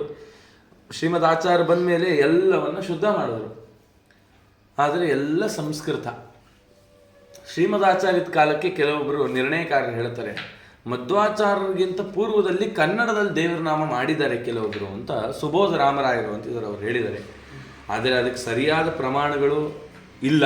ಅಚಲಾನಂದ ವಿಠಲರು ಅಂತಿದ್ದಾರಲ್ಲ, ಅಚಲಾನಂದ ವಿಠಲದಾಸರು ಅಂತ, ಅವರು 9ನೇ ಶತಮಾನದಲ್ಲಿದ್ದರು, 7ರಿಂದ 9ನೇ ಶತಮಾನದಲ್ಲಿದ್ದರು. ಅವರು ಕನ್ನಡದಲ್ಲಿ ದೇವರನಾಮ ಮಾಡಿದ್ದಾರೆ ಅಂತ ಊಹಾಪೋಹಗಳು. ಅದಕ್ಕೆ ಯಾವ ಪ್ರಮಾಣವೂ ಇಲ್ಲ, ಏನೇನೂ ಸಿಕ್ಕಿಲ್ಲ. ತದನಂತರದಲ್ಲಿ ಶ್ರೀಮದಾಚಾರ್ಯ ಯೋಚನೆ ಮಾಡಿ, ಇದೆಲ್ಲ ನಮಗೆ ಗೊತ್ತಿರದೆ ಇದನ್ನೆಲ್ಲ ಹೆಚ್ಚು ವಿಸ್ತಾರ ಮಾಡಲ್ಲ, ದ್ವಾದಶ ಸ್ತೋತ್ರವನ್ನು ಮಾಡಿ ಅದು ದಾಸಾಹಿತ್ಯಕ್ಕೆ ಸಂಪ್ರದಾಯವನ್ನು ಹಾಕ್ಕೊಟ್ರು, ಯತಿಪ್ರಾಸವನ್ನು ಹಾಕ್ಕೊಟ್ರು. ನರಹರಿ ತೀರ್ಥರಿಂದ ಈ ಕನ್ನಡದಲ್ಲಿ ದೇವರನಾಮ ಬರೋ ಹಾಗೆ ಮಾಡಿ, ಇದು ಈಶಾ ದಾಸ ಸಂಪ್ರದಾಯ, ಇದು ಭಾಗವತ ಸಂಪ್ರದಾಯ, ಭಾಗವತವನ್ನು ನಾವು ಅನುಸರಣೆ ಮಾಡ್ಕೊಂಡು ನಡೀತಕ್ಕಂಥವ್ರು, ಕೃಷ್ಣನ ವಾಕ್ಯವನ್ನು ಹೇಳಿ ನಡೀತಕ್ಕಂಥವ್ರು, ವೇದ ಬ್ರಹ್ಮಸೂತ್ರಗಳು ಹೇಳದಂತೆ ನಡೀತಕ್ಕಂಥದ್ದು ಈ ದ್ವೈತ ಸಿದ್ಧಾಂತ ಅಂತ ಹೇಳಿ ಅದಕ್ಕೊಂದು ಚೌಕಟ್ಟನ್ನು ಮಾಡಿ ಬೆಳೆಸಿದ್ರು. ನರಹರಿ ತೀರ್ಥರು ದೇವರ ನಾಮವನ್ನು ಮಾಡಿದ್ರು, ಆದರೆ ಪರಂಪರೆಯಾಗಿ ಬರಲಿಲ್ಲ ಮುಂದೆ. ಏನು ಕಾರಣನೋ ಏನೋ ಆ ಕಾಲಕ್ಕೆಲ್ಲ ಸ್ವಲ್ಪ ಸಂಸ್ಕೃತ ಪ್ರಬಲವಾಗಿದ್ದ ಕಾರಣಕ್ಕೆ ಬರಲಿಲ್ಲ. ತದನಂತರದಲ್ಲಿ ಪುರುಷೋತ್ತಮ ತೀರ್ಥರು, ಈ ಕಡೆ ರಾಜೇಂದ್ರ ತೀರ್ಥರು, ಕವೀಂದ್ರ ತೀರ್ಥರು ಅಂತ ಟೀಕಾರಾಯರ ಶಿಷ್ಯರೇ ರಾಜೇಂದ್ರರು, ಕವೀಂದ್ರರು. ಕವೀಂದ್ರ ತೀರ್ಥರದೊಂದು ಪರಂಪರೆ ಬಂದು, ರಾಜೇಂದ್ರ ತೀರ್ಥರ ಪರಂಪರೆ ಬಂತು, ಇನ್ನೊಂದು ಪದ್ಮನಾಭ ತೀರ್ಥರ ಪರಂಪರೆ ಬರ್ತಿತ್ತು, ಒಬ್ಬೊಬ್ಬ ಯತಿಗಳದ್ದು ಒಂದೊಂದು ಪರಂಪರೆ, ಅಷ್ಟಮಠದ ಪರಂಪರೆ ಎಲ್ಲ ಬಂತು. ಹೀಗೆ ಬರೋ ಕಾಲಕ್ಕೆ ಪದ್ಮನಾಭ ತೀರ್ಥರ ಪರಂಪರೆಯಲ್ಲಿ ಆದಿರಾಜರು, ಸ್ವರ್ಣವರ್ಣ ತೀರ್ಥರು, ಆ ಸ್ವರ್ಣವರ್ಣ ತೀರ್ಥರ ಶಿಷ್ಯರೇ ಶ್ರೀಪಾದರಾಜರು. ಈ ಕಡೆ ರಾಜೇಂದ್ರ ತೀರ್ಥರ ಪರಂಪರೆ ಬಂತು, ಜಯಧ್ವಜ ತೀರ್ಥರು, ಪುರುಷೋತ್ತಮ ತೀರ್ಥರು, ಬ್ರಹ್ಮಣ್ಯ ತೀರ್ಥರು, ಹೀಗೆ ಪರಂಪರೆ. ಇನ್ನು ಕವೀಂದ್ರ ತೀರ್ಥರ ಪರಂಪರೆಯಲ್ಲಿ ವಾಗೀಶ್ ತೀರ್ಥರು, ರಾಮಚಂದ್ರ ತೀರ್ಥರು, ವಿಭುಧೇಂದ್ರ ತೀರ್ಥರು ಅಂತ ಈ ರೀತಿ ಎಲ್ಲ ಪರಂಪರೆ ಬಂತು. ಆ ಕಾಲಕ್ಕೆ ಸ್ವಲ್ಪ ಕನ್ನಡ ಗೌಣವಾಗಿ ಕಾಣುವರಂತೆ, ಕನ್ನಡ ಮಾತಾಡಿಬಿಟ್ರೆ ಮೈಲಿಗೆ ಅನ್ನೋ ರೀತಿಲಿ ಇದ್ದ ಕಾಲಕ್ಕೆ ನಮ್ಮ ಶ್ರೀಪಾದರಾಜರು, ನಾನು ಸುಮಾರು ಸರಿ ಹೇಳಿದ್ದೀನಿ, ಅದಕ್ಕೆ ಅದನ್ನು ಹೆಚ್ಚು ವಿಸ್ತಾರ ಮಾಡಲ್ಲ. ಕನ್ನಡದಲ್ಲಿ ದೇವರ ನಾಮವನ್ನು ರಚನೆ ಮಾಡಿ ಶ್ರೀಪಾದರಾಜರು ಇದು ನಮಗೆ ಮಾತ್ರ ಮೀಸಲಾಗಬಾರ್ದು, ಪರಂಪರೆಯಾಗಿ ಬೆಳಿಬೇಕು ಅಂಥೇಳಿ ವ್ಯಾಸರಾಜರಿಗೆ ಅಂಕಿತ ಪ್ರದಾನ ಮಾಡಿದರು. ವ್ಯಾಸರಾಜರಿಗೆ ಅನುಗ್ರಹ ಮಾಡಿದ್ರು. ವ್ಯಾಸರಾಜರು ಪುರಂದರದಾಸರು, ಕನಕದಾಸರು, ವೈಕುಂಠದಾಸರೇ ಮೊದಲಾದ ಹರಿದಾಸರಿಗೆಲ್ಲ ಅನುಗ್ರಹ ಮಾಡಿ ಈ ಪರಂಪರೆಯನ್ನು ಬೆಳೆದರು. ಈ ದಾಸ ಸಾಹಿತ್ಯಕ್ಕೆ ಪರಂಪರೆ ಯಾವುದು ಅಂತ ಕೇಳಿದ್ರೆ ಹಂಸನಾಮಕನ ಪರಮಾತ್ಮನ ಪರಂಪರೆನೇ ಅಲ್ವಾ? ನೋಡಿ ಎಷ್ಟು ನೇರವಾಗಿದೆ, ದೇವರದೇ ಪರಂಪರೆ. ನಿಮ್ಮ ಮನೆತನದಲ್ಲಿ ಯಾರು ಹಿರಿಯರು ಅಂದರೆ ಸ್ವಾಮಿನೇ ಅಲ್ವಾ? ಇದು ಪರಂಪರೆ. ಈ ಹಂಸನಾಮಕನ ಪರಂಪರೆ ಮಧ್ವಾಚಾರ ಪರಂಪರೆಯಲ್ಲಿ ಬಂದಂಥ ವ್ಯಾಸರಾಜರಿಂದ ಇದು ಬಂತು. ಹರಿದಾಸ ಪರಂಪರೆ ಅಂದರೆ ಏನು, ಏನು ಪರಂಪರೆ ಇದು, ಏನು ಹೇಳಕ್ಕೆ ಹೊರಟಿದೆ? ಇದೇನು ಹೇಳಕ್ಕೆ ಹೊರಟಿದೆ ಅಂದರೆ ಭಕ್ತಿ ಪರಂಪರೆ, ಜ್ಞಾನ ಭಕ್ತಿಗಳ ಪರಂಪರೆ. ಭಕ್ತಿ ಅಂದರೆ ಏನು? ಯಾವ ಅಂಗಡಿಯಲ್ಲಿ ಸಿಗುತ್ತೆ? ಭಕ್ತಿ ಅಂದರೆ ಏನು? ಮಧ್ವಾಚಾರ್ಯ ಹೇಳಿದ್ರು, ಭಕ್ತಿ ಅಂದರೆ ಒಂದು ಡೆಫಿನೇಷನ್ ಇದೆ, ಕೊಡ್ತೀನಿ. ಭಕ್ತಿ ಅಂದರೆ ಭಾಗವತ ಒಂದು ಮಾತು ಹೇಳಿದೆ, ಏನು? ನಮ್ಮ ಪ್ರಹ್ಲಾದರಾಜರು ಹೇಳ್ತಾರಲ್ಲ, ಶ್ರವಣಂ ಕೀರ್ತನಂ ವಿಷ್ಣೋ ಸ್ಮರಣಂ ಪಾದಸೇವನಂ ಅರ್ಚನಂ ವಂದನಂ ದಾಸ್ಯಂ ಸಖ್ಯಂ ಆತ್ಮನಿವೇದನಂ. ಇದು ನವವಿಧ ಭಕ್ತಿ. ಭಕ್ತಿ ಅಂದ್ರೇನು? ಇದು 9 ಕೂಡಿದರೆ ಭಕ್ತಿ ಎಂದು. ಇದರಲ್ಲಿ ಯಾವುದೋ ಒಂದಿದ್ರೆ ಭಕ್ತಿ ಇಲ್ಲ. ಭಕ್ತಿ ಬರಬೇಕು ಅಂದರೆ ಮೊದಲು ಶ್ರವಣ ಮಾಡಬೇಕು, ಶ್ರವಣ ಮಾಡಿದ್ದನ್ನು ಕೀರ್ತನೆ ಮಾಡಿ, ಶ್ರವಣಂ ಕೀರ್ತನೆ ಮಾಡಬೇಕು. ಯಾರನ್ನ? ವಿಷ್ಣುವನ್ನ ಶ್ರವಣ ಮಾಡಬೇಕು, ಕೀರ್ತನೆ ಮಾಡಬೇಕು, ಸ್ಮರಣೆ ಮಾಡಬೇಕು. ಏನು ಕೀರ್ತನೆ ಮಾಡ್ತೀವೋ ಸ್ಮರಣೆ ಮಾಡ್ಕೋಬೇಕು. ನಾನು ಇದನ್ನೆಲ್ಲ ಕೀರ್ತನೆ ಮಾಡಿದ್ದೀನಿ, ಇದು ಚಿಂತನೆ. ಸ್ಮರಣಂ ಪಾದ ಸೇವನೆ ಮಾಡಬೇಕು, ಪರಮಾತ್ಮನನ್ನು ಅರ್ಚನೆ ಮಾಡಬೇಕು, ವಂದನೆ ಮಾಡಬೇಕು, ಸಖ್ಯ ಮಾಡಬೇಕು, ಆತ್ಮನಿವೇದನ ಮಾಡಬೇಕು. ಆಯಿತು, ಇಷ್ಟೊಂದೆಲ್ಲ 9 ಕೂಡಿದ್ರೆ ಭಕ್ತಿ. ಈ ಭಕ್ತಿ ಪರಂಪರೆಯನ್ನು ಹೇಳಿಕೊಟ್ಟಿದೆ. ಮಧ್ವಾಚಾರ್ಯ ಏನಂದ್ರು ಭಕ್ತಿ ಅಂದರೆ? ಭಕ್ತಿ ಅಂದರೆ ಏನು? ಮಧ್ವಾಚಾರ್ಯ ಹೇಳ್ತಾರೆ, ಮಹಾತ್ಮ ಜ್ಞಾನ ಪೂರ್ವಸ್ತು ಸುದೃಢ ಸರ್ವತೋಧಿಕ ಸ್ನೇಹೋ ಭಕ್ತಿ ರೀತಿ ಪ್ರೋಕ್ತ ಸ್ತಯಾ ಮುಕ್ತಿರ್ನ ಚಾನ್ಯಥ. ಭಕ್ತಿ ಅಂದರೆ ಏನು? ಮಹಾತ್ಮ ಜ್ಞಾನ, ಜ್ಞಾನ ಇದೆ ನನಗೆ ಪರಮಾತ್ಮ ಸರ್ವೋತ್ತಮ ಅಂತ, ಆ ಜ್ಞಾನ ಸಾಕಾಗಲ್ಲ. ಮಹಾತ್ಮ ಜ್ಞಾನ, ದೊಡ್ಡವರಿಂದ ಜ್ಞಾನ ಇದ್ರೂ ಕೂಡ ಮತ್ತೆ ದೊಡ್ಡವರಿಂದ ಉಪದೇಶ ತಗೋಬೇಕು, ಅದಕ್ಕೆ ಮಹಾತ್ಮ ಜ್ಞಾನ. ನಿಶ್ಚಯ ಜ್ಞಾನ, ಆ ನಿಶ್ಚಯ ಜ್ಞಾನವನ್ನು ಹೊಂದು ಸದೃಢವಾಗಿ ಆ ಜ್ಞಾನವನ್ನು ಹೃದಯಾಕಾಶದಲ್ಲಿ ಹಿಡಿದ್ರು ಪರಮಾತ್ಮನಲ್ಲಿ ಸ್ನೇಹ ಮಾಡಬೇಕಂತೆ. ಆ ಜ್ಞಾನದಿಂದ ಸ್ನೇಹೋ ಭಕ್ತಿ ರೀತಿ ಪ್ರೋಕ್ತ. ಆ ಸ್ನೇಹ ಮತ್ತು ಜ್ಞಾನ ಎರಡು ಕೂಡಿದಾಗ ಪರಮಾತ್ಮನಲ್ಲಿ ತಾನಾಗೇ ನಮ್ಮ ಹೃದಯದಲ್ಲಿ ಹುಟ್ಟುತ್ತಲ್ಲ, ಅದು ಭಕ್ತಿ. ಈ ಭಕ್ತಿ ಅನ್ನೋದಿದೆಲ್ಲ ಬಹಳ ಕಷ್ಟ. ಈ ಪಂಡ್ರಾಪುರಕ್ಕೆ ಹೋದರೆ ಅಭಂಗವಾಣಿ ಅಂತ, ಈ ಅಭಂಗ ಹೇಳ್ತಾರಲ್ಲ, ಅವ್ರು ಹೇಳ್ತಾರೆ ಏನೇನು ಬೇಕಾದ್ರೂ ಕೊಂಡ್ಕೋಬೋದಂತೆ, ಭಕ್ತಿ ಕೊಂಡ್ಕೊಳ್ಳಿಕ್ಕಾಗಲ್ಲ, ಎಲ್ಲೂ ಸಿಗಲ್ವಂತೆ. ವಿಜಯರಾಯರು ಹೇಳ್ತಾರೆ, ಅದನ್ನು ಓಪನ್ ಮಾಡಿಕೊಡ್ರಿ, ಫಸ್ಟ್ ಲಿಂಕ್ ಇದೆಯಲ್ಲ. ವಿಜಯರಾಯರು ಹೇಳ್ತಾರೆ ಏನು ಎತ್ತ. ಸರಿ, ಇದಕ್ಕೆ ಭಕ್ತಿ ಪಂಥವನ್ನು ಹುಟ್ಟಾಕದಂಥವರು ವ್ಯಾಸರಾಜರು. ಅದೇ ಆ ಭಕ್ತಿ ಪಂಥ ಕೊಡ್ರಿ. ಆ ಭಕ್ತಿ ಪಂಥವನ್ನು ಹುಟ್ಟಾಕಿ ವ್ಯಾಸರಾಜರು ಏನು ಮಾಡಿದ್ರು, ಪ್ರತಿಯೊಬ್ಬರು ಕೂಡ ಪರಮಾತ್ಮನಲ್ಲಿ ಭಕ್ತಿ ಮಾಡಬೇಕು ಅನ್ನೋದಕ್ಕೋಸ್ಕರ ಪುರಂದರದಾಸರು ಪುರಂದರದಾಸರಿಗೆ, ಕನಕದಾಸರಿಗೆ, ವೈಕುಂಠದಾಸರಿಗೆ ಅಂಕಿತ ಪ್ರದಾನ ಮಾಡಿದ್ರು. ಇವರನ್ನು ಸನ್ಯಾಸಿಗಳನ್ನಾಗಿ ಮಾಡ್ಬೋದಿತ್ತ? ಮಧ್ವಾಚಾರ್ಯ ಬಂದ ಕಾಲಕ್ಕೆ ಹಳ್ಳಿಗಳಲ್ಲಿ ಸನ್ಯಾಸಿಗಳಿದ್ರಂತೆ. ಯಾಕೆ ಅಂತಂದರೆ, ಯಾರು ಸನ್ಯಾಸ ತಗೋತಾನೋ ಅವ್ನಿಗೆ ಮೋಕ್ಷ ಅಂತ. ಯಾಕಂದ್ರೆ ಆತ್ಮಶ್ರಾದ್ದ ಮಾಡ್ಕೊಂಡ್ಬಿಟ್ಟಿದಾರಲ್ಲ, ಸನ್ಯಾಸಿಗಳಾದವರೆಲ್ಲ ಮೋಕ್ಷಕ್ಕೆ ಹೋಗೋಕ್ಕಾಗಲ್ಲ. ಆಯ್ತಾ? ಮಧ್ವಾಚಾರ್ಯ ಬೇಡ ಅಂದರು. ಹಾಗೆ ವ್ಯಾಸರಾಜರು ಚಿಂತನೆ ಮಾಡಿದ್ರು, ಸನ್ಯಾಸತ್ವ ಕೊಟ್ಟು ದಾಸತ್ವವನ್ನು ಕೊಟ್ಟರೆ ಅವನಿಗೆ ಆದ ಒಂದು ಚೌಕಟ್ಟಿರುತ್ತೆ, ಅವನೇನೂ ಮಾಡೋಕ್ಕಾಗಲ್ಲ, ಸಾಮಾನ್ಯ ಜನರ ಹತ್ರಕ್ಕೆ ಹೋಗೋಕ್ಕಾಗಲ್ಲ. ನಾನು ಹಾಗೆ ಮಾಡಲ್ಲ. ವ್ಯಾಸರಾಜರ ಎಂಥ ಒಂದು ವಿಶಾಲವಾದ ಹೃದಯ ನೋಡಿ, ಅವರ ಚಿಂತನೆ ನೋಡಿ. ಅವರು ಚಿಂತನೆ ಮಾಡಿದ್ರು, ಹೆಂಡತಿ ಮಕ್ಕಳು ಇರಬೇಕು, ಅವ್ರ ಮಧ್ಯದಲ್ಲೇ ಇದ್ದು ಸಾಧನೆ ಮಾಡಬೇಕು. ಎಲ್ಲ ಬಿಟ್ಟು ಮಾಡೋದು ಬೇರೆ ಅಲ್ಲ, ಎಲ್ಲ ಕಷ್ಟಗಳಿದ್ದು ಅವಾಗ ಮಾಡ್ತೀವಲ್ಲ, ಮನೇಲಿ ಎಲ್ಲ ಪದಾರ್ಥ ಇರಬೇಕು, ಅವತ್ತು ಉಪವಾಸ ಮಾಡ್ತೀವಲ್ಲ, ಅದಕ್ಕೆ ಫಲ. ಇವತ್ತು ನನ್ನ ಹತ್ರ ಏನೂ ಇಲ್ಲ, ಅಯ್ಯೋ ದೇವ್ರು ನನ್ನ ಕರ್ಮ ಹಣೆ ಬರ ಉಪವಾಸ, ಅದಕ್ಕೆ ಬೆಲೆ ಇಲ್ಲ. ಅದು ಉರಗನ ಉಪವಾಸದಂತೆ ಅಂತ ಹೇಳ್ತಾರೆ. ಹಾವೇನು ಮಾಡುತ್ತೆ, ಒಂದು ಹೆಗ್ಣ ನುಗ್ಬಿಟ್ರೆ 1 ವಾರ 10 ದಿನ ಏನು ತಿನ್ನಲ್ಲ, ಜೀರ್ಣಿಸ್ಕೊಳಕ್ಕಾಗಲ್ವಲ್ಲ, ಅದಕ್ಕೆ ಜೀರ್ಣ ಶಕ್ತಿ ಭಾಳ ಕಮ್ಮಿ. ಹಾಗೆ ಅದಕ್ಕೆ ಏನು ಮಾಡುತ್ತೆ, ಉಪವಾಸ ಇರುತ್ತೆ. ಆದರೆ ಅದಕ್ಕೆ ಏಕಾದಶಿ ಫಲ ಬಂತ ಇಲ್ಲ ಅಲ್ಲ. ಹಾಗೆ ವ್ಯಾಸರಾಜರ ಚಿಂತನೆ ಮಾಡಿ ಎಲ್ಲ ಕಷ್ಟ ಸುಖಗಳೆಂಬ ಸಂಸಾರ ಮಧ್ಯದಲ್ಲಿ ಸಾಧನೆ ಮಾಡಬೇಕು. ಎಷ್ಟೋ ಜನ ಹೇಳ್ತಾರೆ, ನಂಗೆ ದೇವ್ರ ಪೂಜೆ ಮಾಡಬೇಕು ಅಂತ ಆಸೆ, ಪೂಜೆ ಮಾಡೋಕ್ಕೆ ಆಗ್ತಾ ಇಲ್ಲ, ಕೆಲ್ಸಕ್ಕೆ ಹೋಗಬೇಕು, ಓಡಬೇಕು, ನಿದ್ದೆ ಇಲ್ಲ. ಹೀಗೆ ಇಷ್ಟೆಲ್ಲ ಮಧ್ಯದಲ್ಲಿ ಅವನೇನಾದ್ರು ಒಂದು ಚಿಕ್ಕ ಸಂಧ್ಯಾ ವಂದನೆ, ಒಂದು 10 ಗಾಯತ್ರಿ ಜಪ, ಒಂದು ಸಾಲಿಗ್ರಾಮಕ್ಕೆ ನೀರು ಹಾಕಿ ಹೋಗ್ಲಿ, ಒಂದು ತುಳಸಿ ದಳ ಇಟ್ಟು ಪೂಜೆ ಬೇಡ, ಗಂಧಾಕ್ಷತೆ ಬೇಡ, ಮಂತ್ರ ಬೇಡ, ಏನು ಇಷ್ಟು ಮಾಡ್ಕೊಂಡು ಹೋದ್ರೆ ದೇವ್ರು ಹೇಳ್ತಾನೆ, ಒಬ್ಬ ಸನ್ಯಾಸಿ ಆದವನು ಸಂಸ್ಥಾನ ಪೂಜೆ ಮಾಡಿ 1,00,000 ಮಂತ್ರಗಳ ಜಪ ಮಾಡಿದ್ರೆ ಎಷ್ಟು ಪುಣ್ಯ, ಸಂಸಾರದಲ್ಲಿರೋನು ಒಂದು ದಳ ತುಳಸಿ ದಳ ಇಟ್ಟರೆ ಎಷ್ಟು ಪುಣ್ಯ. ಯಾಕೆ ದೇವ್ರು ಹೇಳ್ತಾನೆ, ನಾನೇ ತಾನೇ ಅವನಿಗೆ ಆ ಕರ್ಮವನ್ನು ವಹಿಸಿದ್ದು, ಇಷ್ಟು ಮಧ್ಯದಲ್ಲೂ ನನ್ನನ್ನು ನೆನಪಿಸ್ಕೊಂಡು ಒಂದು ತುಳಸಿ ದಳ ಇಟ್ನಲ್ಲ, ಆ ಸನ್ಯಾಸಿಯ ಸಾಧನೆಗೆ ಸಮಾನ. ನಾವು ಅನ್ಕೋತೀವಿ ಏನು ಸಾಧನೆ ನಡೀತಿಲ್ವೇ, ಆದರೆ ದೇವ್ರು ಹೇಳ್ತಾರೆ ರಿಟೈರ್ಡ್ ಆದ್ಮೇಲೆ ಏನು ಮಾಡಿದೆ ಅಂತ ಅಲ್ವಾ? ಅವಾಗ ಆಗಲಿಲ್ಲ, ಈಗ ಅವಾಗ ಫೇಲ್ ಆದರೆ ಹೋಯ್ತು. ಹಾಗೆ ಈ ರೀತಿಯಲ್ಲಿ ಚಿಂತನೆಗಳನ್ನು ಮಾಡ್ತಾ ಪರಮಾತ್ಮನಿಗೆ ನಮ್ಮ ಶರೀರವೇ ಮನಸ್ಸೇ ಒಂದು ತುಳಸಿ ದಳ ಅಂತ ಅರ್ಪಣೆ ಮಾಡಿ ಎಂದ ಕೃಷ್ಣ. ಈ ರೀತಿ ಮಾಡಬೇಕು. ಇದನ್ನು ಪುರಂದರದಾಸರಾಜರಿಗೆ ಆ ವ್ಯಾಸರಾಜರು ಉಪದೇಶ ಮಾಡಿದರು. ಪ್ರತಿದಿನ ಸಾಯಂಕಾಲದವರೆಗೂ ಕೂಡ ಸಂಸ್ಕೃತ ವಿಚಾರಗಳ ಕಲಾಪ.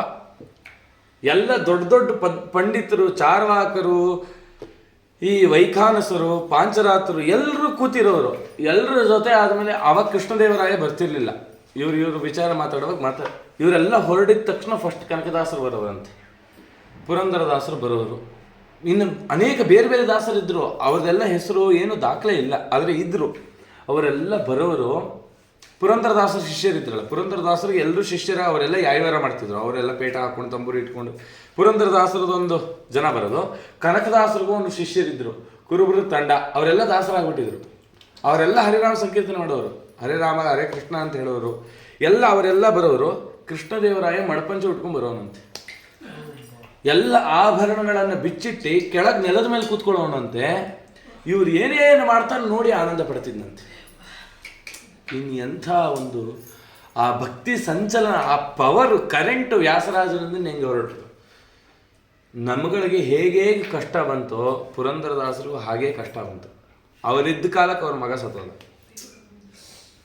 ಹೆಂಡತಿ ಹೋಗ್ಬಿಟ್ಲು, ನನ್ನ ಜೀವನನೇ ಇಲ್ಲ, ನೀರಿಗೆ ಹೋಗಿ ಬಿದ್ದೋಗ್ತೀನಿ ಅಂತ ಹೊರಟ್ಬಿಟ್ರು. ತುಂಗಭದ್ರಾ ನದಿಗೆ ಹಾರಿಬಿಟ್ರು. ಈಜು ಬರ್ತಿತ್ತು ಸ್ವಲ್ಪ, ಈಜು ಬರೋನು ಏನು ಮಾಡಿದ್ರು ಮುಳುಗಲ್ಲ ಅಂತ. ಆಯ್ತಾ? ಆಮೇಲೆ ಅವರು ಯೋಚನೆ ಮಾಡಿದ್ರು, ಈಸಬೇಕು ಇದ್ದು ಜಯಿಸಬೇಕು. ಪ್ರಾಣ ಕಳ್ಕೊಳ್ಳೋದಲ್ಲ ದೊಡ್ಡದು, ಪ್ರಾಣ ಕಳ್ಕೊಂಡ್ರೆ ಒಂದು ಕ್ಷಣಕ್ಕೆ ಮುಗಿದೋಯ್ತು. ಇದೇನ ಜೀವನ? ಅದಕ್ಕೋಸ್ಕರ ದೇವರು ಈ ಜೀವನ ಕೊಟ್ಟನ.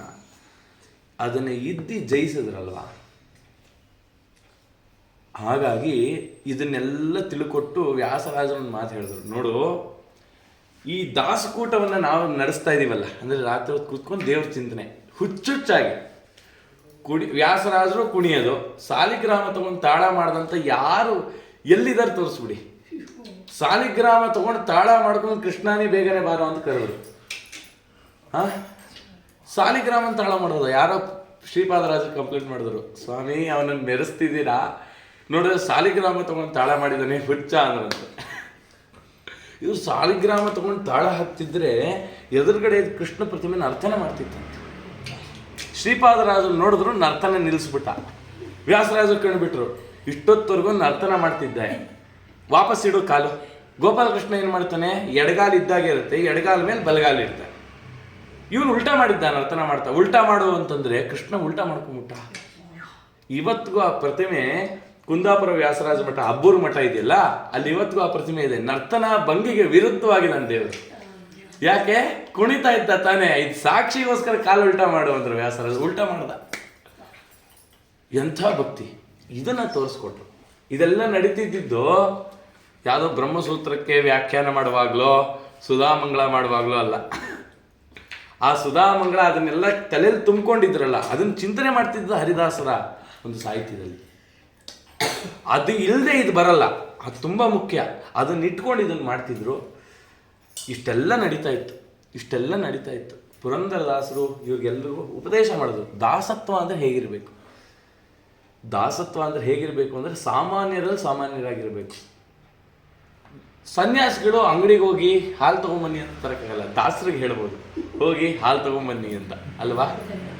ಸುಲಭವಾಗಿರ್ಬೋದು ಅಂತ, ಸುಲಭವಾಗಿ ಪರಮಾತ್ಮನನ್ನು ಹೊಂದಬಹುದು. ಸಾಮಾನ್ಯರಲ್ಲಿ ಸಾಮಾನ್ಯರಂತಿರ್ಬೋದು. ಸನ್ಯಾಸಿಗಳಿಗೆ ಆಗಲ್ಲ ರೀ.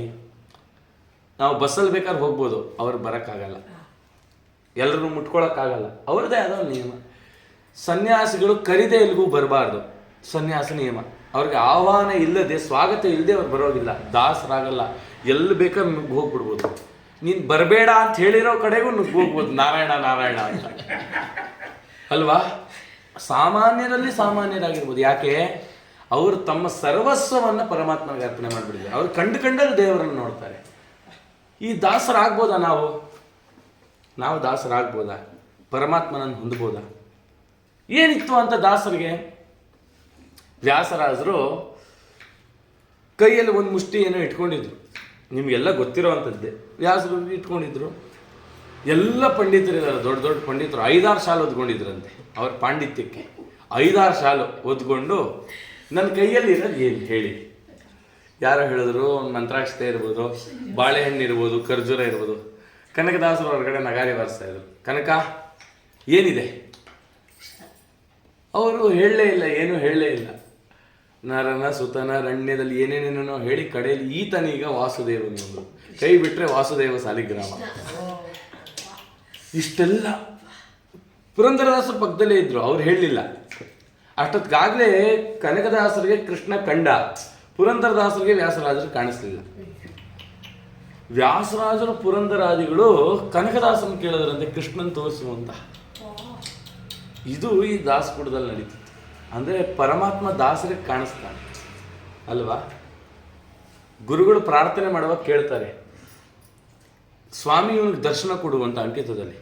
ಪ್ರತಿಯೊಬ್ಬರೂ ಅಷ್ಟೇ, ನನಗೆ ಕೊಡುವಾಗ ಹಾಗೆ, ವಾಯುಮತ ದೀಕ್ಷೆಯಲ್ಲಿ ನೋಯದಂತಿವನಿರಿಸಿ ಕಾಯಬೇಕೆಂದೆಂದು ಉದ್ಧಾರಕರ್ತ ಮಾಯಾಮತದಲ್ಲಿ ಇವಾಗ ಹೇಸಿಗೆ ಪುಟ್ಟಿಸುತ್ತ ವಾಯುವಾಹನ ನಿನ್ನ ದಿವ್ಯ ರೂಪವು ತೋರು ಅಂತ ಕೇಳಿದ್ರು ನಮ್ಮ ಗುರುಗಳು ಪ್ರಾರ್ಥನೆ ಮಾಡುವಾಗ. ಅದನ್ನೆಲ್ಲ ನಾವು ತಿಳಿಲಿಕ್ಕಾಗಲ್ಲ, ಏನಿದೆ, ಯಾಕೆ ಹಿಂಗೆ ಹೇಳಿದ್ದಾರೆ ಅಂತ. ಆದರೆ ದೇವರ ದರ್ಶನ ಇದರಲ್ಲಾಗತ್ತೆ ಖಂಡಿತ. ಆ ಶ್ರದ್ಧಾಭಕ್ತಿಗಳಿರಬೇಕು. ಈ ದಾಸರಾಗೋದು ಸುಲಭನಾ? ಈ ದಾಸನಾದರೆ ಏನಾಗುತ್ತೆ? ಅದಕ್ಕೆ ಅವ್ರು ಹೇಳಿದ್ರು, ಹೇಗೆ ಸ್ವಾಮಿ ದಾಸರಾಗೋದು? ಅದಕ್ಕೆ ವ್ಯಾಸರಾಜರು ಹೇಳಿದ್ರು, ಒಂದು ಅಂಕಿತ ಅಂತ ಕೊಡೋಣ. ನಮ್ಮ ಗುರುಗಳು ನರಹರಿ ತೀರ್ಥರು ಇದೇ ಮಾಡಿದ್ರು. ನರಹರಿ ತೀರ್ಥರ ನಂತರದಲ್ಲಿ ನರಹರಿ ತೀರ್ಥರು ಅಂಕಿತವನ್ನು ಇಟ್ಕೊಂಡ್ರು, ಶ್ರೀಪಾದರಾಜರು ಅಂಕಿತ ಇಟ್ಕೊಂಡ್ರು, ರಂಗವಿಠಲ ಅಂತ, ವ್ಯಾಸರಾಜರು ಕೃಷ್ಣ ಅಂತ ಇಟ್ಕೊಂಡ್ರು. ಈ ಸೀನಪ್ಪ ನಾಯಕನಿಗೆ ಪುರಂದರ ವಿಠಲ ಅಂತ ಅಂಕಿತ. ಅಂಕಿತ ಅಂದರೆ ಏನು? ನಮ್ಮ ಬಿಂಬಮೂರ್ತಿ ಅಂತ. ಯಾರಿಗೆ ಗೋಚರ ಆಗುತ್ತೆ ನಮ್ಮ ಬಿಂಬ? ಬಿಂಬ ಎಲ್ಲಿದ್ದಾನೆ? ನಮ್ಮ ಒಳಗಡೆ ಇದ್ದಾನೆ. ಒಂದು ದೇವ್ರ ಪೆಟ್ಟಿಗೆ ಮುಚ್ಚಿಟ್ಬಿಡಿ. ದೇವ್ರ ಪೆಟ್ಟಿಗೆ ಮುಚ್ಚಿಟ್ಬಿಟ್ಟು ಯಾವುದೋ ಒಂದು ರೂಪದ್ದು ಇಟ್ಟಿರಿ. ಆ ದೇವ್ರ ಪೆಟ್ಟಿಗೆನ ಒಂದು ಕೃಷ್ಣಾಂಜನ ಪೆಟ್ಟಿಗೆಲಿ ಇಡಿ. ಆ ಕೃಷ್ಣಾಂಜನ ಪೆಟ್ಟಿಗೆನ ಒಂದು ಬ್ಯಾಗಲ್ಲಿ ಇಡಿ.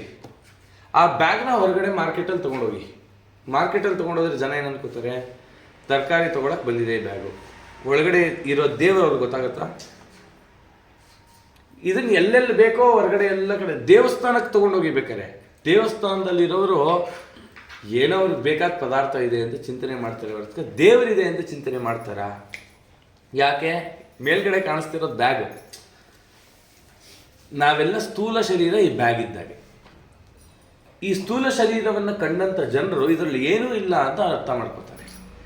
ಇದರಲ್ಲಿ ಯಾವ ಸಾಧನೆಯೂ ನಡೆಯಲ್ಲ ಅನ್ಕೊಂಡ್ಬಿಡ್ತಾರೆ. ಇದರೊಳಗಡೆ ದೇವರೇನು ಮಾಡೋದು? ಸ್ಥೂಲ ಶರೀರದ ಒಳಗಡೆ ಒಂದು ಸೂಕ್ಷ್ಮ ಶರೀರ ಕೊಟ್ಟ, ಅದರೊಳಗಡೆ ಒಂದು ಅನಿರುದ್ಧ ಶರೀರ ಕೊಟ್ಟ, ಅನಿರುದ್ಧ ಶರೀರದೊಳಗಡೆ ಒಂದು ಲಿಂಗ ಶರೀರ ಇಟ್ಟ. ಆ ಲಿಂಗ ಶರೀರಕ್ಕೆ ಅಂಟ್ಕೊಂಡಂಗೆ ಸ್ವರೂಪ ಶರೀರವನ್ನು ಸ್ವರೂಪ ಅಂತ ಕೊಟ್ಟ. ಆ ಸ್ವರೂಪದಲ್ಲೇ ದೇವರಿದ್ದಾನೆ. ಅದು ಯಾರಿಗೆ ಕಾಣಿಸ್ತಾನೆ? ಮಾರ್ಕೆಟಲ್ಲಿ ಇರೋರು ಎಲ್ರಿಗೂ ಗೊತ್ತಾಗತ್ತಾ? ಮನೆಯಲ್ಲಿರೋರು ಎಲ್ರಿಗೂ ಗೊತ್ತಾಗತ್ತಾ? ಯಾರಿಗೆ ಗೊತ್ತಾಗುತ್ತೆ ಅಂದರೆ ಆ ಜೀವಿಗೆ ಮೀಸಲಾದ ಒಬ್ಬ ಗುರುಗಳಿದ್ದಾರೆ, ಅವರೊಬ್ಬರು ಗೋಚರ ಆಗುತ್ತೆ. ಅವ್ರು ಎಲ್ಲಿ ಸಿಗ್ತಾರೆ? ಎಲ್ಲಿ ಹುಡ್ಕೊಂಡು ಹೋಗೋಣ? ತಾವಾಗೇ ಬರ್ತಾರೆ. ಆ ಯೋಗ್ಯತೆ ಇದ್ದರೆ ಬರ್ತಾರೆ. ಅವರಾಗೆ ಅವ್ರು ಬರ್ತಾರೆ, ಇಲ್ಲ ಇವರಾಗೆ ಇವ್ರು ಹುಡ್ಕೊಂಡು ಹೋಗ್ಬೇಕು. ಇದಕ್ಕೊಂದು ಇನ್ಸಿಡೆಂಟ್ ಹೇಳ್ತೀನಿ. ಇವತ್ತಿನ ಆರಾಧನಾ ನಾಯಕರು ಉರಗಾದ್ರಿ ವಿಠ್ಠಲದಾಸರು, ಅವ್ರ ಜೀವನನೇ ಸಾಕ್ಷಿ. ಚಿತ್ರದುರ್ಗದಲ್ಲಿದ್ದರು. ಅವ್ರಿಗೆ ಸ್ವಪ್ನದಲ್ಲಿ ವಿಜಯದಾಸರಿಂದ ಅಂಕಿತ ಆಯಿತು, ವೆಂಕಟೇಶ ಅನ್ನೋ ಅಂಕಿತ ಆಯಿತು. ದೇವ್ರನಾಮ ಎಲ್ಲ ರಚನೆ ಮಾಡಿದ್ರು, ಫಸ್ಟ್ ಕ್ಲಾಸ್ ದೇವ್ರನಾಮ. ತಂದೆ ಮುದ್ದು ದಾಸರು ಆ ಊರಿಗೆ ಬಂದರು, ಚಿತ್ರದುರ್ಗಕ್ಕೆ ಬಂದರು. ಉರಗಾದ್ರಿ ವಿಠ್ಠಲದಾಸರು ಮನೆ ಪಕ್ಕದವರು ಒಬ್ಬರು ಆಚಾರ, ಅವರು ತಂದೆ ಮುದ್ದು ದಾಸರ ಶಿಷ್ಯರು. ಅವ್ರ ಮನೆಗೆ ಬಂದರು. ತಂದೆ ಮುದ್ದು ದಾಸರು ಅವ್ರಿಗೆಲ್ಲ ಅಂಕಿತ ಕೊಟ್ಟಿದ್ರು. ಕರೆದ್ರು, ಈ ಶ್ರೀನಿವಾಸರಾವ್ ಅಂತ ಇವ್ರ ಹೆಸರು. ಶ್ರೀನಿವಾಸರಾವ್ ಏನು ಕರೀರಿ ಅಂದರೆ, ಶ್ರೀನಿವಾಸರಾವ್ ನೀವು ರಚನೆ ಮಾಡಿದ ಹಾಡಾಡಿ ಅಂತ. ಹಾಡು ಹಾಡಿದ್ರು. ಇವ್ರಿಗೆ ತುಂಬ ಸಂತೋಷ ಆಯಿತು. ನಿಮ್ಗೆ ಅಂಕಿತ ಅಂತಿದ್ದೀವಿ ಅಂತಂದರು. ತಂದೆ ಮುದ್ದು ದಾಸರು ಉರಗಾದ್ರಿ ವಿಠ್ಠಲರಿಗೆ ನಿಮ್ಗೆ ಅಂಕಿತ ಕೊಡಬೇಕಂತಿದ್ದೀನಿ ಅಂತ. ನೀವು ಅಪರೋಕ್ಷ ಜ್ಞಾನಿಗಳಾಗಿದ್ದರೆ ತಗೋತಿದ್ದೆ ಅಂದ್ಬಿಟ್ಟು ಮನೆಗೆ ಹೊಟ್ಟೋದ್ರು. ಹೇಗಾಗಬೇಕು? ಮನೆಗೆ ಹೊರಟೋದು. ಸರಿ, ಹರಿ ಚಿಕ್ಕ ಹಾಗೆ ಆಗಲಿ ಅಂತ ತಂದೆ ಮುದ್ದು ಸ್ವಲ್ಪ ದಿನ ಆಯ್ತು, ದೇವರಾಂದ್ರಕ್ಕೆ ಹೊರಟ್ಬಿಟ್ರು. ಹೊರಟ್ರಲ್ಲ, ಆವಾಗ ಸ್ವಪ್ನ ಬಿತ್ತು.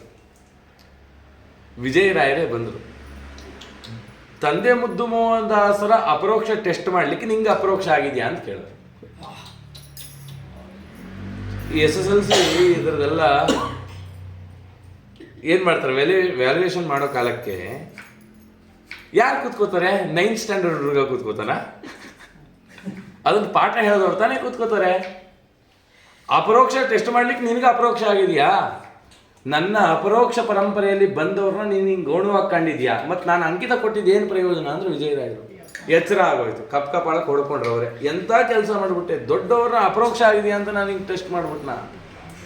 ದೊಡ್ಡವ್ರ ಯೋಗ್ಯತೆಯನ್ನು ಪರೀಕ್ಷೆ ಮಾಡ್ಲಿಕ್ಕೆ ನನಗೆ ಯೋಗ್ಯತೆ ಇದೆಯಾ ಅಂತ ಒದ್ದಾಡ್ಬಿಟ್ರು. ನೆಲದ ಮೇಲೆ ಬಿದ್ದು ಒದ್ದಾಡ್ಬಿಟ್ರು. ಒಂದಿನ ಸುದ್ದಿ ಬಂತು, ಈಗ ತಂದೆ ಮುದ್ದು ದಾಸರು ಬರ್ತಿದ್ದಾರೆ. ಬಂದರು, ತಂದೆ ಮುದ್ದು ದಾಸರು ಕೂತರು. ಇವ್ರನ್ನ ಮಾತೇ ಆಡಿಸ್ಲಿಲ್ಲ. ಯಾಕಂದರೆ ಹೇಳಿದ್ರಲ್ಲ. ಮಾರನೇ ದಿನ ಬೆಳಗ್ಗೆ ಇವರೇನು ಮಾತಾಡ್ಸಿಲ್ಲ, ಮನೆಗೆ ಹೋಗ್ಬಿಟ್ರು. ಮಾರನೇ ದಿನ ಬೆಳಗ್ಗೆ ಬೇಗ ಎದ್ರು. ಗುರುಗಳ ಪಾದ ಗಟ್ಟಿ ಹಿಡಿದು ಬಿಡಬೇಕು, ತಪ್ಪಾಯ್ತು ಅವನು ಶರಣಾಗ್ಬಿಡೋಣ ಅಂತ. ಈ ಉರಗಾದ್ರಿ ವಿಠ್ಠಲದಾಸ ಸಕಲ ಕಲಾವಲ್ಲಭರು. ಎಷ್ಟೊಂದು ಕಲೆಗಳು ಗೊತ್ತಿತ್ತು ಅವ್ರಿಗೆ. ಬರದೇ ಇರೋ ಕಲೆನೇ ಇಲ್ಲ ಅನ್ಕೊಳ್ಳಿ. ಹಾರ್ಮೋನಿಯಂ ನುಡಿಸೋರು, ವೀಣೆ ನುಡಿಸೋರು, ಮೃದಂಗ, ಹಿಂದೂಸ್ತಾನಿ ಸಂಗೀತ, ಕರ್ನಾಟಕ ಸಂಗೀತ ಬರ್ತಿತ್ತು. ಸಿತಾರ್ ನುಡಿಸೋರು, ವೀಣೆ ನುಡಿಸೋರು, ಕೊಳಲು ಉದ್ದವರು ಎಲ್ಲ ಬರ್ತಿತ್ತು ಅವ್ರಿಗೆ. ವೇದ ಹೇಳೋರು, ಪ್ರವಚನ ಮಾಡೋರು, ಹರಿಕಥಾನುಸಾರ ಬಾಯಿಪಾಠ ಆಗಿತ್ತು. ಚಿತ್ರಕಲೆ ಬಿಡಿಸೋರು, ಆಮೇಲೆ ಅಕ್ಸಾಲಿಗ ಈ ಶಿಲ್ಪೆ ಕೆಲೆ ಮಾಡೋರು, ಲೋಹ ಹಾಕಿ ಮಾಡೋರು, ಮರದ ಕೆಲಸ ಮಾಡೋರು ಎಲ್ಲ ಬರ್ತಿತ್ತು ಅವ್ರಿಗೆ. ಟೀಚರ್ ಆಗಿದ್ರು. ಇಷ್ಟೆಲ್ಲ ಜ್ಞಾನ ಇತ್ತು. ಮನೆ ಮುಂದೆ ಒಂದು ತುಳಸಿ ಕಟ್ಟೆ ಮಾಡಿದ್ರು, ಒಳ್ಳೆ ಬೃಂದಾವನ ಇದ್ದಾಗಿತ್ತು. ಇವರು ಬೆಳಗ್ಗೆ ಬೇಗ ದೇವ್ರ ಪೂಜೆ ಮುಗಿಸ್ಕೊಂಡು, ಗುರುಗಳು ಬೆಳಗ್ಗೆ ಯಾರೂ ಇರಲ್ವಲ್ಲ, ಹೋಗೋರು ಗಟ್ಟಿ ಕಾಲಿಟ್ಟು ತಪ್ಪಾಯಿತು ಅಂತ ಕೇಳ್ಕೋಬೇಕು ಅಂತ ನಿಶ್ಚಯ ಮಾಡಿಕೊಂಡ್ರೆ ತಂದೆ ಮುದ್ದು ದಾಸರು ಬೆಳಗ್ಗೆ 4 ಗಂಟೆಗೆ ಬಂದು ಇವ್ರು ತುಳಸಿ ಕಟ್ಟೆ ಮುಂದೆ, ರಾಯರ ಬೃಂದಾವನದ ಮುಂದೆ ರಾಯರು ಕೂತಿರ್ತಾರಲ್ಲ, ಹಾಗೆ ಹಿಂಗೆ ಕೂತ್ಕೊಂಡಿದ್ದಾರೆ.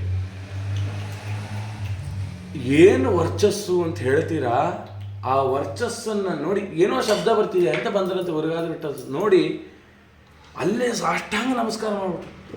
ಎಂಥ ತೇಜಸ್ಸು, ಎಂಥ ವರ್ಚಸ್ಸು. ಗಟ್ಟಿ ಕಾಲಿಡೋ ಸ್ವಾಮಿ, ನನ್ನ ತಪ್ಪಾಯ್ತು, ಕ್ಷಮ ಮಾಡಿ.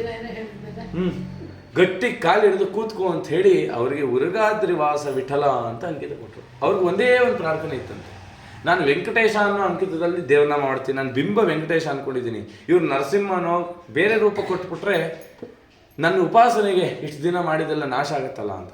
ಯಾವತ್ತು ಬಿಂಬ ಒಂದೇ ತಾನೆ, ಅದು ಬದಲಾಗಲ್ಲ ತಾನೆ.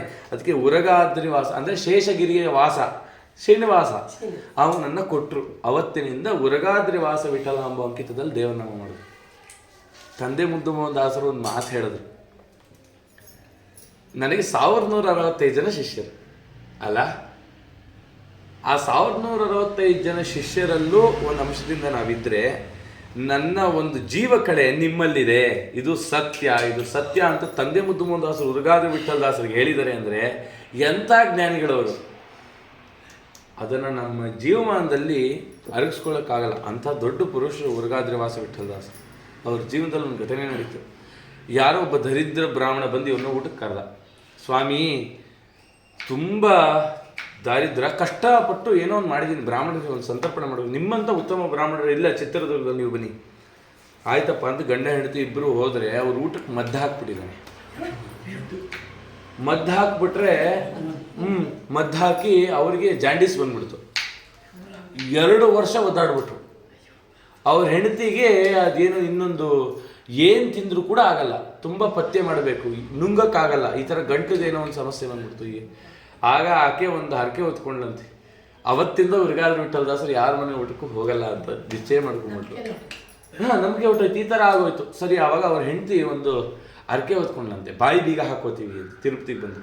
ಅಂದರೆ ಇಲ್ಲಿಂದ ಬಾಯಿ ಬೀಗ ಅಂತ ಹಾಕ್ತಾರಲ್ಲ, ಇಲ್ಲಿಂದ ಚುಚ್ಕೊಂಡು ಈ ರೀತಿ ಹಾಕೊಂಡು ಒಂದು ಹರಕೆ ಹೊತ್ಕೊಳ್ತೀನಿ ಅಂತ ಮಾಡಿಕೊಂಡು ಅದೆಲ್ಲ ಆದಮೇಲೆ ತಿರುಪತಿಗೆ ಹೋದರು. ತಿರುಪತಿಗೆ ಹೋದರೆ ಯಾರೋ ಇವರು ಶಿಷ್ಯ, ಅವತ್ತು ಅವನು ಇಡೀ ಶ್ರೀನಿವಾಸ ದೇವ್ರದ್ದು ಸಂಪೂರ್ಣ ದಿನದ ಸೇವೆ, ಬೆಳಗ್ಗೆ ಸೂರ್ಯ ಉದಯದಿಂದ ಸುಪ್ರಭಾತದಿಂದ ಹಿಡಿದು ಏಕಾಂತ ಸೇವರಿಗೆ ಏನೇನು ಸೇವೆ ಇದೆ ತಾನು ಮಾಡಿಸಿದ್ದ. ಅದೆಲ್ಲದಕ್ಕೂ ನನ್ನ ಗುರುಗಳೇ ಬಂದ್ಬಿಟ್ಟಿದ್ದಾರೆ ಅಂತ ಎಲ್ಲ ಗುರುಗಳ ಕೈಯಲ್ಲೇ ಮಾಡಿಸ್ಬಿಟ್ಟದ್ದು. ಉರಗಾದ್ರಿ ವಿಠಲ ದಾಸ ಅಂದ್ಕೊಂಡ್ರು, ಏನಪ್ಪ ಇದು, ನಿನ್ನ ದರ್ಶನ ಕೊಡೋಕೆ ಇಷ್ಟೆಲ್ಲ ಆಟ ಆಡಿಸ್ದ. ಅವ್ರ ಜಾಂಡೀಸು ವಾಸಿ ಆಗೋಯ್ತು, ಇವ್ರಿಗಿದ್ದೆಲ್ಲ ರೋಗವೂ ವಾಸಿ ಮಾಡಿಬಿಟ್ಟ ಅವನ ದರ್ಶನದಲ್ಲೂ. ಈ ರೀತಿ ಅಂಥ ಒಂದು ಉರಗಾದ್ರಿ ವಿಠಲ ದಾಸನ ಮಹಿಮೆ ಅಪಾರ. ದೇವರಾಯನದುರ್ಗದಲ್ಲಿ ಒಬ್ಬ ವ್ಯಕ್ತಿ ಮರಣಕ್ಕೆ ತುತ್ತಾಗ್ಬಿಟ್ಟ. ಇವ್ರು ಅಂದರು, ಪುರಂದರದಾಸರ ಆರಾಧನೆ ನಿಮಿತ್ತ ನಮ್ಮ ಗುರುಗಳ ಸನ್ನಿಧಾನಕ್ಕೆ ಇವನು ಕರ್ಕೊಂಬಂದಿದ್ದೀನಿ, ಹೀಗಾಯ್ತಲ್ಲ, ನರಸಿಂಹ ಮಾನ ಮರ್ಯಾದೆ ನಿಂತು ಹೋಗುತ್ತೆ. ನರಸಿಂಹದೇವ್ರನ್ನ ಸ್ತುತಿ ಮಾಡಿದ್ರು, ಮತ್ತೆ ಬದುಕ್ಬಿಟ್ಟ. ಇಲ್ಲ ಅವ್ರು ಹಾಗೆ ಮಾಡ್ಲಿ, ನನಗೂ ಎನರ್ಜಿ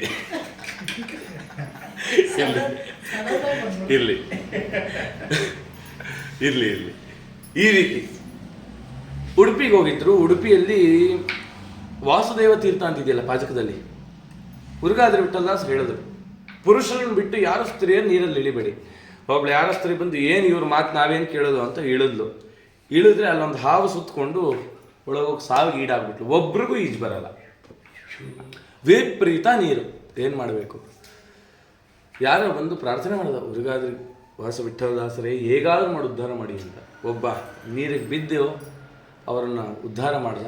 ಮತ್ತು ಅವನಿಗೂ ಅಂಕಿತ ಕೊಟ್ಟರು, ಇದೇ ರೀತಿಯಲ್ಲಿ ನಿನ್ನಿಂದ 4-5 ಜನ ಈ ರೀತಿ ಉದ್ಧಾರ ಆಗ್ತಾರೆ ಅಂತ ಅವನಿಗೂ ಅಂಕಿತ ಕೊಟ್ಟು ಉದ್ಧಾರ ಮಾಡಿದ್ರು.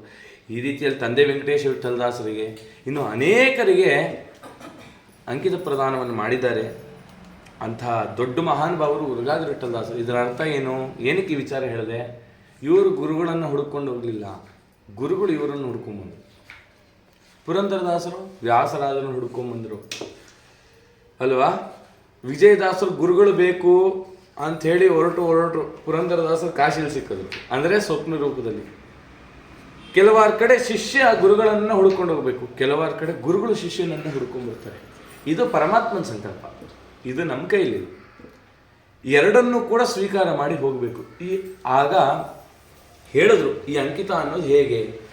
ಇದನ್ನೆಲ್ಲ ಸುಮಾರು ಸರಿ ಚಿಂತನೆ ಮಾಡಿದ್ದೀವಿ. ಅಂಕಿತ ಅನ್ನೋದು ಎಷ್ಟೋ ಜನ್ಮದ ಪುಣ್ಯ, ಆ ಪುಣ್ಯ ರಾಶಿ ಒಂದು ಕಡೆ ಸೇರಿದಾಗ ಬರೋದು. ಪುರಂದರದಾಸರಿಗೆ ಅಂಕಿತ ಕೊಟ್ಟರು, ಪುರಂದರ ವಿಠಲ ಅಂತ. ಪುರಂದರ ಅಂತಂದರೆ ಇಂದ್ರ. ಇವಾಗಿರೋ ಇಂದ್ರನಿಗೆ ಪುರಂದರ ಅಂತ ಹೆಸರು. ಅವನಲ್ಲಿ ಕಾಣ್ತಕ್ಕಂಥ ರೂಪ ಯಾವುದು ಅಂದರೆ ಶ್ರೀನಿವಾಸ ರೂಪ. ಆ ಪುರಂದರ ಅಂತಂದರೆ ಪರಮಾತ್ಮನೇ. ವಿಷ್ಣು ಸಹಸ್ರನಾಮದಲ್ಲಿ ಪುರಂದರ ಅಂತಿದೆಯಲ್ಲ, ಆ ಪುರಂದರ ಅಂದರೆ ಶ್ರೀನಿವಾಸನೇ. ಆ ಶ್ರೀನಿವಾಸನೇ ನಿನ್ನ ಬಿಂಬ ಅಂತ ಪುರಂದರದಾಸಕ್ಕೆ ತೋರಿಸ್ಕೊಟ್ರು ನಾರದರಿಗೆ ನಾರಾಯಣ ನಾರಾಯಣ ಶ್ರೀನಿವಾಸ ಅಂತ ಹೇಳ್ತಿರ್ತಾರಲ್ಲ, ಆ ಶ್ರೀನಿವಾಸನೇ ಅವ್ರ ಬಿಂಬ. ಅವರು ತಕ್ಷಣದಲ್ಲ ಅಂಕಿತಕ್ಕೆ ಒಂದು ದೇವರನಾಮ ಮಾಡಿದ್ರು.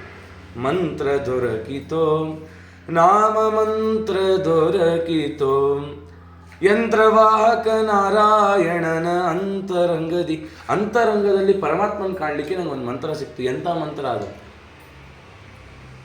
ಆಸೆಯಲ್ಲಿ ಬೀಳಲಿಲ್ಲ, ಕ್ಲೇಶಪಟ್ಟು ಬಳಲಲಿಲ್ಲ, ವಾಸುದೇವ ಕೃಷ್ಣನೆಂಬ ಶಾಶ್ವತದಿ ದಿವ್ಯ ನಾಮ ಮಂತ್ರ ದೊರಕಿತೋ.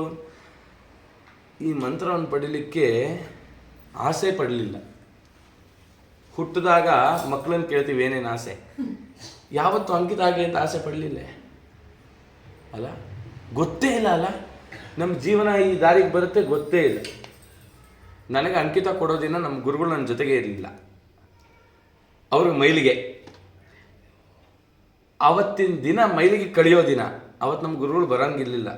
ಶಿಷ್ಯನನ್ನು ಉದ್ಧಾರ ಮಾಡಬೇಕು ಅಂತ ಅವ್ರ ಮೈಲಿಗೆ ಕಳ್ಕೊಂಡು ನನಗೋಸ್ಕರ ಬಂದರು, ಆ ಮುಹೂರ್ತದಲ್ಲಿ ಕೊಳ್ಳೇಬೇಕು ಅಂತ. ಅದು ಗೊತ್ತಿಲ್ಲ ಪರಮಾತ್ಮನ ಸಂಕಲ್ಪ. ಊಟ ಕೂರ್ಬೇಕು, ಇನ್ನೇನು ಎಲೆ ಹಾಕಿದ್ದಾರೆ ಬಾಯಲ್ಲಿ ಅಂತ ಕರೆದು ಅಂಕಿತ ಪ್ರದಾನ ಮಾಡಿದ್ರು. ಅವತ್ತು ನಾವು ಊಟನೇ ಮಾಡಿದ್ದು ಗೊತ್ತಿಲ್ಲ ನನಗೆ, ಮೈ ಮೇಲೆ ಎಚ್ಚರವೇ ಇಲ್ಲ. ಅದು ಪ್ರತಿಯೊಬ್ಬ ಅಂಕಿತ ಆದವನಿಗೂ ಆ ಅನುಭವ ಇರುತ್ತೆ. ಈ ಲೋಕದಲ್ಲಿ ನಾವಿರಲ್ಲ. ಅಂಥದ್ದು ಆಸೆಯಲ್ಲಿ ಬೀಳಲಿಲ್ಲ, ಕ್ಲೇಶಪಟ್ಟು ಬಳಲಲಿಲ್ಲ, ವಾಸುದೇವ ಕೃಷ್ಣನೆಂಬ ಶಾಶ್ವತ ನಾಮವನ್ನು ಗುರುಗಳು ಕೊಟ್ಟರು. ಇನ್ಯಾರು ಶಾಶ್ವತವಾದ ಒಂದು ಪದಾರ್ಥ ಕೊಡ್ಲಿಕ್ಕೆ ಸಾಧ್ಯನಾ? ಅಂಥದ್ದು ನಮ್ಮ ವ್ಯಾಸರಾಜರು ಕೊಟ್ಟರು ಅಂತಾರೆ ಪುರಂದರದಾಸರು. ಅರ್ಥವ್ಯರ್ಥವಾಗಲಿಲ್ಲ, ಕಷ್ಟಪಟ್ಟು ಬಳಲಲಿಲ್ಲ, ಭಕ್ತಿಯಿಂದ ಭಜಿಸೆ ಮಹಾ ಮುಕ್ತಿ ಪಥವ ಸೇರೋ ನಾಮ ಮಂತ್ರ ದೊರಕಿತೋ. ಅಂಕಿತ ತಗೊಳಕ್ಕೆ ಎಷ್ಟು ದುಡ್ಡು ಕೊಟ್ರಿ? ಇವಾಗ ಒಂದು ಟ್ರೆಂಡಿಂಗ್ ಇದೆ, ಯಾರು ಸನ್ಯಾಸ ತಗೋಬೇಕು ಅಂದ್ರೆ ಒಂದು 5 ಲಕ್ಷ ರೆಡಿ ಮಾಡ್ಕೋಬೇಕು. 5 ಲಕ್ಷ ಇತ್ತು ಅಂತಂದ್ರೆ ಸನ್ಯಾಸ ಸಿಗತ್ತೆ, ಅಥವಾ ಏನೋ ಒಂದು ಮಾಡಬೇಕು ಅಂದರೆ ದುಡ್ಡಿರಬೇಕು. ಆದರೆ ಈ ಭಕ್ತಿ ಮಾರ್ಗವನ್ನು ನಮ್ಮಲ್ಲಿ ನೆಡ್ತಕ್ಕಂಥ ಗುರುಗಳಿಗೆ ದುಡ್ಡು ಕೊಟ್ಟು ಅಂಕಿತ ತಗೊಳಕ್ಕಾಗತ್ತಾ? ಸಿಗತ್ತಾ ಹೇಳಿ? ಅದಕ್ಕೆ ಹೇಳ್ತಾರೆ ಅರ್ಥ ವ್ಯರ್ಥವಾಗಲಿಲ್ಲ, ದುಡ್ಡೇನು ಖರ್ಚಾಗಲಿಲ್ಲ, ಅರ್ಥ ವ್ಯರ್ಥವಾಗಲಿಲ್ಲ, ಕಷ್ಟಪಟ್ಟು ಬಳಲಿಲ್ಲ, ಎಲ್ಲ ಕಷ್ಟಗಳನ್ನು ಕಳೆದುಬಿಟ್ರು. ಆ ಅಂಕಿತ ನಾಮಕ್ಕೆ ಅಂತ ಶಕ್ತಿ ಇದೆ. ಭಕ್ತಿಯಿಂದ ಭಜಿಸೆ, ಅವ್ರು ಕೊಟ್ಟ ಅಂಕಿತ ನಾಮ ಇದೆಯಲ್ಲ, ಭಕ್ತಿಯಿಂದ ಭಜಿಸಿದ್ರೆ ಮುಕ್ತಿ ಪಥವ ಸೇರೋ ನಾಮ, ಮುಕ್ತಿಯನ್ನು ಕೊಡುತ್ತೆ. ಇದೇ ಅಂಕಿತ ತಾನೇ ಜಗನ್ನಾಥದಾಸರಿಗೆ ಅಪರೋಕ್ಷ ಆಗಿದ್ದು, ಪುರಂದರದಾಸರು ಇದೇ ತಾನೇ ಅಪರೋಕ್ಷ ಆಗಿದ್ದು. ನಿಮ್ಗೆ ಆಗ್ತಾ ಇದೆಯಾ? ನೀವು ಪುರಂದರದಾಸರು ಜಗನ್ನಾಥದಾಸರು ಭಜನಂತೆ ಭಜಿಸ್ರಿ, ಯಾಕೆ ಅಪರೋಕ್ಷ ಆಗಲ್ಲ ಅಂತ ನಮ್ಮ ಗುರುಗಳು ಹೇಳಿದ್ರು. ನೀವು ಯಾಕೆ ಮಾಡ್ಬೋದು? ಇದೇ ಒಂದೇ ನಾಮ ತಾನೇ ಇಷ್ಟೆಲ್ಲ ಕಾರ್ಯಕ್ಕೆ ಸಾಧನೆ ಆಯಿತು, ನೀವು ಮಾಡಿ, ಆಗತ್ತೆ, ಖಂಡಿತ ಆಗತ್ತೆ. ಅದನ್ನೇ ಪುರಂದರದಾಸರು ಹೇಳ್ತಾ ಇದ್ದಾರೆ. ಇದ್ದ ಪಾಪವೆಲ್ಲ ಕಳೆದು ಉದ್ಧಾರವಾಯಿತು ಕುಲ ಕೋಟಿಯು. ಅಂಕಿತ ಇದ್ದ ಪಾಪವೆಲ್ಲ ಕಳೆದು ಉದ್ಧಾರವಾಯಿತು ಕುಲಕೋಟಿಯು. ನಿಮ್ಮ 14 ತಲೆಮಾರು ಹಿಂದಿನವರು, ಅವರ ಹೆಸರು ನಮಗೆ ಗೊತ್ತಿರಲ್ಲ, 3 ತಲೆಮಾರು ಹಿಂದೆ ಗೊತ್ತಿರಲ್ಲ, 14 ತಲೆಮಾರು ಹಿಂದಿನವರೆಲ್ಲ ಮೋಕ್ಷ ಕೊಟ್ಟೋಗ್ತಾರೆ ಒಂದು ಅಂಕಿತ ಆದರೆ. ಇನ್ನು ಮುಂದೆ ಬರ್ತಕ್ಕಂಥ ಕುಲಕೋಟಿಯೇ ಉದ್ಧಾರ ಅಂದರು. ಇದ್ದ ಪಾಪವೆಲ್ಲ ಕಳೆದು ಉದ್ಧಾರವಾಯಿತು ಕುಲಕೋಟಿಯು. ಮುದ್ದು ಕೃಷ್ಣನ ದಿವ್ಯ ನಾಮ ವಜ್ರ ಕವಚ ಹೃದಯದಲ್ಲಿ ಮಂತ್ರ ದೊರಕಿತೋ. ಆ ಮುದ್ದು ಕೃಷ್ಣನನ್ನ ಹೃದಯದಲ್ಲಿ ತೋರಿಸೋದ್ರಲ್ಲ, ಇದೇ ಗುರುಗಳು ಕೊಟ್ಟಂಥ ವಜ್ರ ಕವಚ. ವಜ್ರವನ್ನು ಭೇದನೆ ಮಾಡ್ಲಿಕ್ಕಾಗಲ್ಲ ರೀ. ಕಬ್ಬಿಣವನ್ನು ಕಾಯಿಸಿ ಒಂದು ರೂಪಕ್ಕೆ ತರ್ಬೋದು, ವಜ್ರ ಬಹಳ ಕಷ್ಟ. ವಜ್ರ ತುಂಬ ಕಷ್ಟ, ವಜ್ರ ತುಂಬ ಗಟ್ಟಿಯಾದ ಪದಾರ್ಥ. ಆ ವಜ್ರದಲ್ಲೇ ಕವಚ ಮಾಡಿಬಿಟ್ರೆ ನಮ್ಮನ್ನು ಇನ್ಯಾರು ಮುಟ್ಟಕ್ಕಾಗಲ್ಲ ಅಂತ ತೋರಿಸ್ಕೊಟ್ರು. ಅದಕ್ಕೆ ಹರಿದಾಸರು ಯಾಕೆ ಸರಳ ಅಂತಂದರೆ, ಯಾರು ಅವ್ರನ್ನ ಮುಟ್ಟಕ್ಕಾಗಲ್ಲ. ಯಾರು ಅವ್ರ ಮೇಲೆ ಕೈ ಎತ್ತಿದ್ರೆ ಕೈ ಹಾಗೆ ನಿಂತೋಗ್ಬಿಡುತ್ತೆ. ನಿಜ, ಹರಿದಾಸನಿಗೆ ಯಾರು ಪೆಟ್ಟಾಕಿದ್ರೆ ಅವನಂತ ದರಿದ್ರ ಇನ್ನೊಬ್ಬ ಇರಲ್ಲ ಲೋಕದಲ್ಲಿ. ಯಾಕೆ? ಸ್ವಾಮಿ ನಮ್ಮನ್ನು ಕಾಪಾಡ್ತಿರೋನು ಅವನು. ಅಂಥ ಪರಂಪರೆಯವರೆಲ್ಲ ನಮ್ಮ ಹಿಂದೆ ಇದ್ದಾರೆ. ನಮ್ಮ ಹಿಂದೆ ಎಲ್ಲ ದೊಡ್ಡ ದೊಡ್ಡ ಜ್ಞಾನಿಗಳು, ವಿಜಯರಾಯರು, ಗುರು ಗೋವಿಂದಾಸರವರೆಗೂ ಎಲ್ಲರೂ ನಮ್ಮ ಹಿಂದೆ ಇದ್ದು ನಮ್ಮನ್ನು ರಕ್ಷಣೆ ಮಾಡ್ತಿದ್ದಾರೆ. ಅದು ಅಂಕಿತಕ್ಕಿರೋ ಶಕ್ತಿ. ಅದನ್ನು ಹೇಳ್ತಾರೆ. ಆಗಬಹುದು, ಒದೆಯಬಹುದು, ಸೂಸಿ ಒಡಲ ತುಂಬಬಹುದು. ಜೀವನದಲ್ಲಿ ಬಂಗಾರ ತಗೊಂಡೆ, ಬೆಳ್ಳಿ ತಗೊಂಡೆ ಎಲ್ಲ ತೋರಿಸ್ಬೋದು. ಸುಸ್ತಾಯ್ತು ಅಂತ ಒದ್ಕೊಂಡು ಮಲ್ಕೋಬೋದು, ಮನೆ ಕಟ್ಕೋಬೋದು, ಎಲ್ಲ ಮಾಡ್ಬೋದು. ಹೊಟ್ಟೆ ತುಂಬಿತು ಅಂತ ಹೇಳ್ಬೋದು. ಆದರೆ ಪರಮಾತ್ಮ ಹೇಳ್ತಾನೆ, ನನ್ನ ಕಾರ್ಯ ಏನು ಗೊತ್ತಾ, ನಾನೇನು ಮಾಡ್ತಿದ್ದೀನಿ ಗೊತ್ತಾ ಅಂತ ಲಕ್ಷ್ಮಿಗೆ ತೋರಿಸ್ತಾನಂತೆ. ನೋಡು, ಈ ಜೀವಿ ನನ್ನ ದಾಸ ಅದ, ಇದೇ ನನ್ನ ರತ್ನ ಅಂತ ತೋರಿಸ್ತಾನಂತೆ. ನಾವೆಲ್ಲ ಒಡವೆ ತೋರಿಸ್ತೀವಲ್ಲ, ವಾಯುದೇವರಿಗೆ ನಮ್ಮನ್ನು ತೋರಿಸ್ತಾನಂತೆ. ನೋಡಿ, ಈ ಜೀವಿ ನಮ್ಮ ಹೆಸರು ಹೇಳ್ತಿದ್ದಾನೆ, ಇದೇ ಒಂದು ರತ್ನ ಅಂತಾನಂತೆ. ಅಂದರೆ ಆ ಸ್ವಾಮಿ ಕಾರುಣ್ಯ ಹೇಗಿದೆ ಹರಿದಾಸರ ಮೇಲೆ, ಈ ಜೀವನದಲ್ಲಿ ನಾವು ಅರಗಿಸ್ಕೊಳಕ್ಕಾಗಲ್ಲ ರೀ. ಈ ಜೀವನದಲ್ಲಿ ಅದನ್ನು ಚಿಂತನೆ ಮಾಡಲಿಕ್ಕೆ ಆಗಲ್ಲ. ಅಷ್ಟು ಒಂದು ನಮ್ಮ ಮೇಲೆ ಅವನ ಕರುಣ ಅಮೃತವನ್ನು ಸುರಿತಾ ಇದ್ದಾನೆ. ಪುರಂದರದಾಸರು ಹೇಳ್ತಾರೆ, ದಾಸರನ್ನು ಬಿಡದೆ ಪೊರೆವ ಶ್ರೀಶನೆಂಬ ದಿವ್ಯನ. ದಾಸರನ್ನು ಬಿಡದೆ ನಾವು ಪರಮಾತ್ಮನ ಸ್ಮರಣೆ ಬಿಟ್ಟು ಬಿಟ್ಟು ಬಿಟ್ಟು ಮಾಡ್ತೀವಿ, ಆದರೆ ಸ್ವಾಮಿ ನಮ್ಮನ್ನ ಬಿಡದೆ ರಕ್ಷಣೆ ಮಾಡ್ತಾನೆ. ಅಂಥ ಮಂತ್ರ ನಂಗೆ ಸಿಕ್ತು ಅಂತ ಖುಷಿ ಪಡ್ತಾ ಇದ್ದಾರೆ. ಎಷ್ಟು ಕುಣಿದು ಬಿಟ್ರು ಅವತ್ತು ಪುರಂದರದಾಸರು, ಅಷ್ಟು ಆನಂದ ಪಟ್ಟರು. ಕಡೆಯಲ್ಲಿ ಹೇಳ್ತಾರೆ, ಒಂದು ಬಾರಿ ಸ್ತುತಿಸಿದರೆ 1,000,000 ಜಪದ ಫಲವು, ಇಂದಿರೇಶ ಶ್ರೀ ಪುರಂದರ ವಿಠಲನೆಂಬ ದಿವ್ಯ. ಯಾವ ನಾಮ ಸಿಕ್ತು ಸ್ವಾಮಿ? ಪುರಂದರ ವಿಠಲನೆಂಬ ದಿವ್ಯ ನಾಮ. ನನ್ನ ಜೀವನವನ್ನೇ ಬೆಳಗಿಸ್ತಕ್ಕಂಥ ನಾಮ ಸಿಕ್ತು. 1 ಬಾರಿ ಸ್ತುತಿಸಿದರೆ 1,000,000 ಜಪದ ಫಲವು. ಅದನ್ನು ನಾವು ಯಾರು ಅದನ್ನು ಅನುಭವಿಸಿದ್ರೆ ಗೊತ್ತಾಗತ್ತೆ ಹೊರತುಕ ಸಕ್ಕರೆ ಸಿಹಿ ಆಗಿದೆ ಅಂತ ಹೇಳಿದ್ರೆ ಗೊತ್ತಾಗಲ್ಲ, ಬಾಯಿಗೆ ಹಾಕೊಂಡ್ರೆ ಗೊತ್ತಾಗತ್ತಲ್ಲ. ಹಾಗೆ ಅದನ್ನು ಅನುಭವಿಸಿದಾಗ ಗೊತ್ತಾಗುತ್ತೆ. ಸರಿ, ಇದು ಸುಲಭನಾ ಅಂತ ಪ್ರಶ್ನೆ ಮಾಡಿದ್ರು. ದಾಸನಾಗಬೇಕು ಅಂತ ಇದೆಯಲ್ಲಪ್ಪ, ಈಸಿನಾ? ಪುರಂದರದಾಸನ ಮಗನೇ ಹೇಳಿದ್ರು, ಇಲ್ಲ, ಇದು ತುಂಬ ಕಷ್ಟ ಇದೆ. ಏನು ಕಷ್ಟ? ಅದಕ್ಕೆ ಅವರು ಒಂದು ಸುಳಾದಿಲಿ ಹೇಳಿದ್ರು. ಇದನ್ನೆಲ್ಲ ತಿಳಿದೆ ನಾವು ಪರಂಪರೆ ತಿಳಿದ್ರೆ ಆಗಲ್ಲ. ವಿಜಯರಾಯರು ತುಂಬ ಒಂದು ಸುಳಾದಿಲಿ ಹೇಳಿದ್ರು. ಏನು ಸುಳಾದಿ? ಸಾಧನಾ ಭಾಗ ಸುಳಾದಿಲಿ ಹರಿದಾಸನಾಗುವಂತಹ ಸುಳಾದಿ.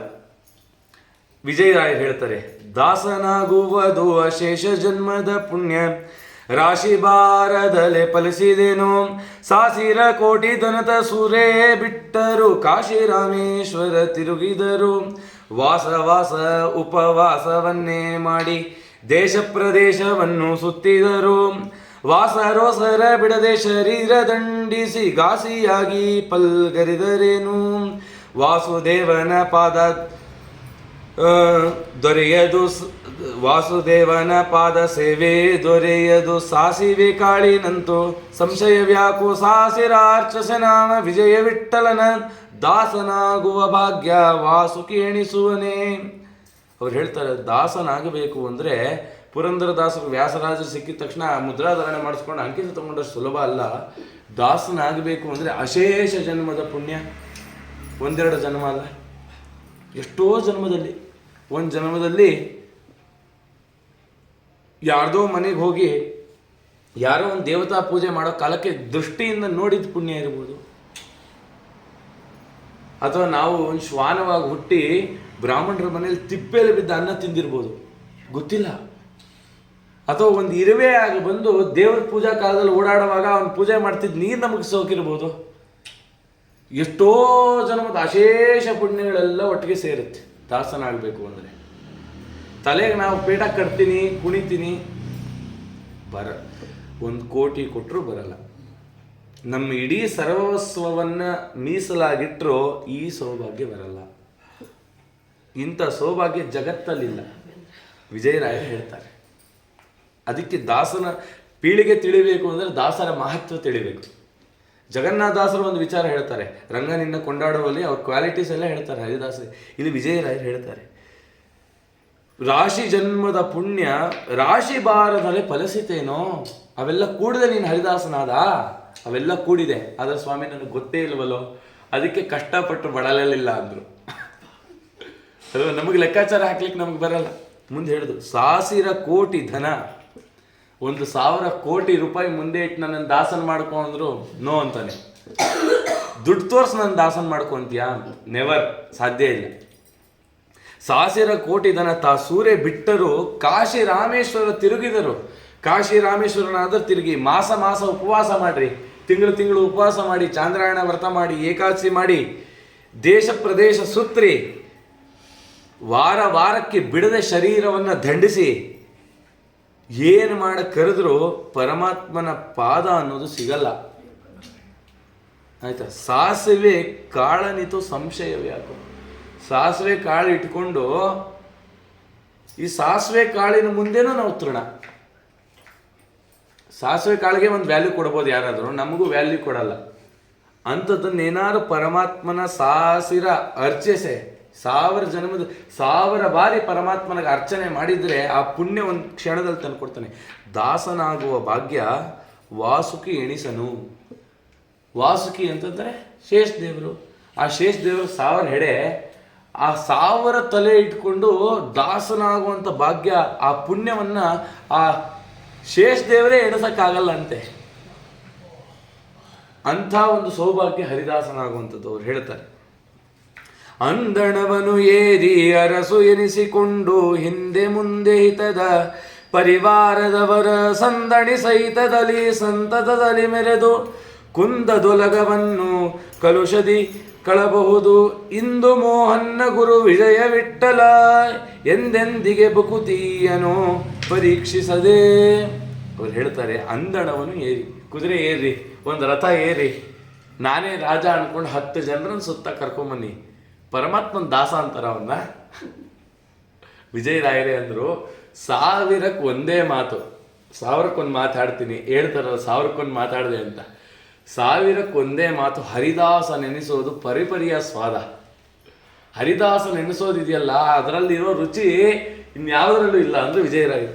ಹಾಗೆ ಹೇಳ್ತಾ ಇದ್ದಾರೆ, ದೇವರು ಹೇಳ್ತಾನೆ, ಇಂದು ಮೋಹನ್ನ ವಿಜಯ ವಿಠಲ ಎಂದೆಂದಿಗೆ ಬಕುತಿಯನೋ. ಯಾವತ್ತು ಪರೀಕ್ಷೆ ಮಾಡದೆ ಭಕ್ತಿಯನ್ನು ಕೊಡ್ತಾನಲ್ಲ, ಆವಾಗ ಅವನು ಹರಿದಾಸ ಆಗ್ತಾನೆ. ಹೇಗೆ? ದೇವ್ರ ಮುಂದೆ ಕೂತು ನೀನೇ ಸರ್ವತ್ತ, ನೀನು ಹೌದೋ ಅಲ್ವೋ, ಈ ಪ್ರತಿಮೆಯಲ್ಲಿ ನೀನು ಇದೆಯೋ ಇಲ್ವೋ ಅನ್ನೋ ಅನುಮಾನ ಇನ್ನೂ ಬರ್ತಿದೆ ಅಂದರೆ, ಪ್ರತಿಮೆಯಲ್ಲಿ ಸಾಲಿಗ್ರಾಮದಲ್ಲೇ ದೇವ್ರು ಇದನೋ ಇಲ್ವೋ ಅಂತ ಪರೀಕ್ಷೆ ಮಾಡೋನು. ಇನ್ನು ವ್ಯಾಪ್ತದಲ್ಲಿ ನಾವು ಚಿಂತನೆ ಮಾಡೋದು ಯಾವಾಗ? ಅದು ಪರಮಾತ್ಮ ಮಾಡಿಸ್ತಾನೆ, ಅವನೇ ಭಕ್ತಿಯನ್ನು ಈತಾನೆ ಅಂತ ಹೇಳ್ತಾ ಇದ್ದಾರೆ. ಮುಂದೆ ಹೇಳ್ತಾರೆ, ಷಡುರ ಸ್ನಾನವ ಕೊಡುವ ಒಡವಿ ವಸ್ತು ಒಳ್ಳೆ ಹುಡುಗಿ ವಸನಾಭರಣ ತಡಿಯದೆ ಕೊಡುವ ಮಡದಿ ಮಕ್ಕಳು ತನ್ನ ಒಡನೊಡನೆ ಬಂದು ಸುಖ ಬಡುವ ಬಾಂಧವರನ್ನ ಎಡಬೀಡದಲೆ ಕೊಡುವ ಅಡಿತೊಲಗದಲೆ ಅನೇಕ ಕಡೆಯಲಿಂದ ಕಡೆಯಿಲ್ಲದೆ ಭಾಗ್ಯ ಸಡಿಲದಂತೀವ.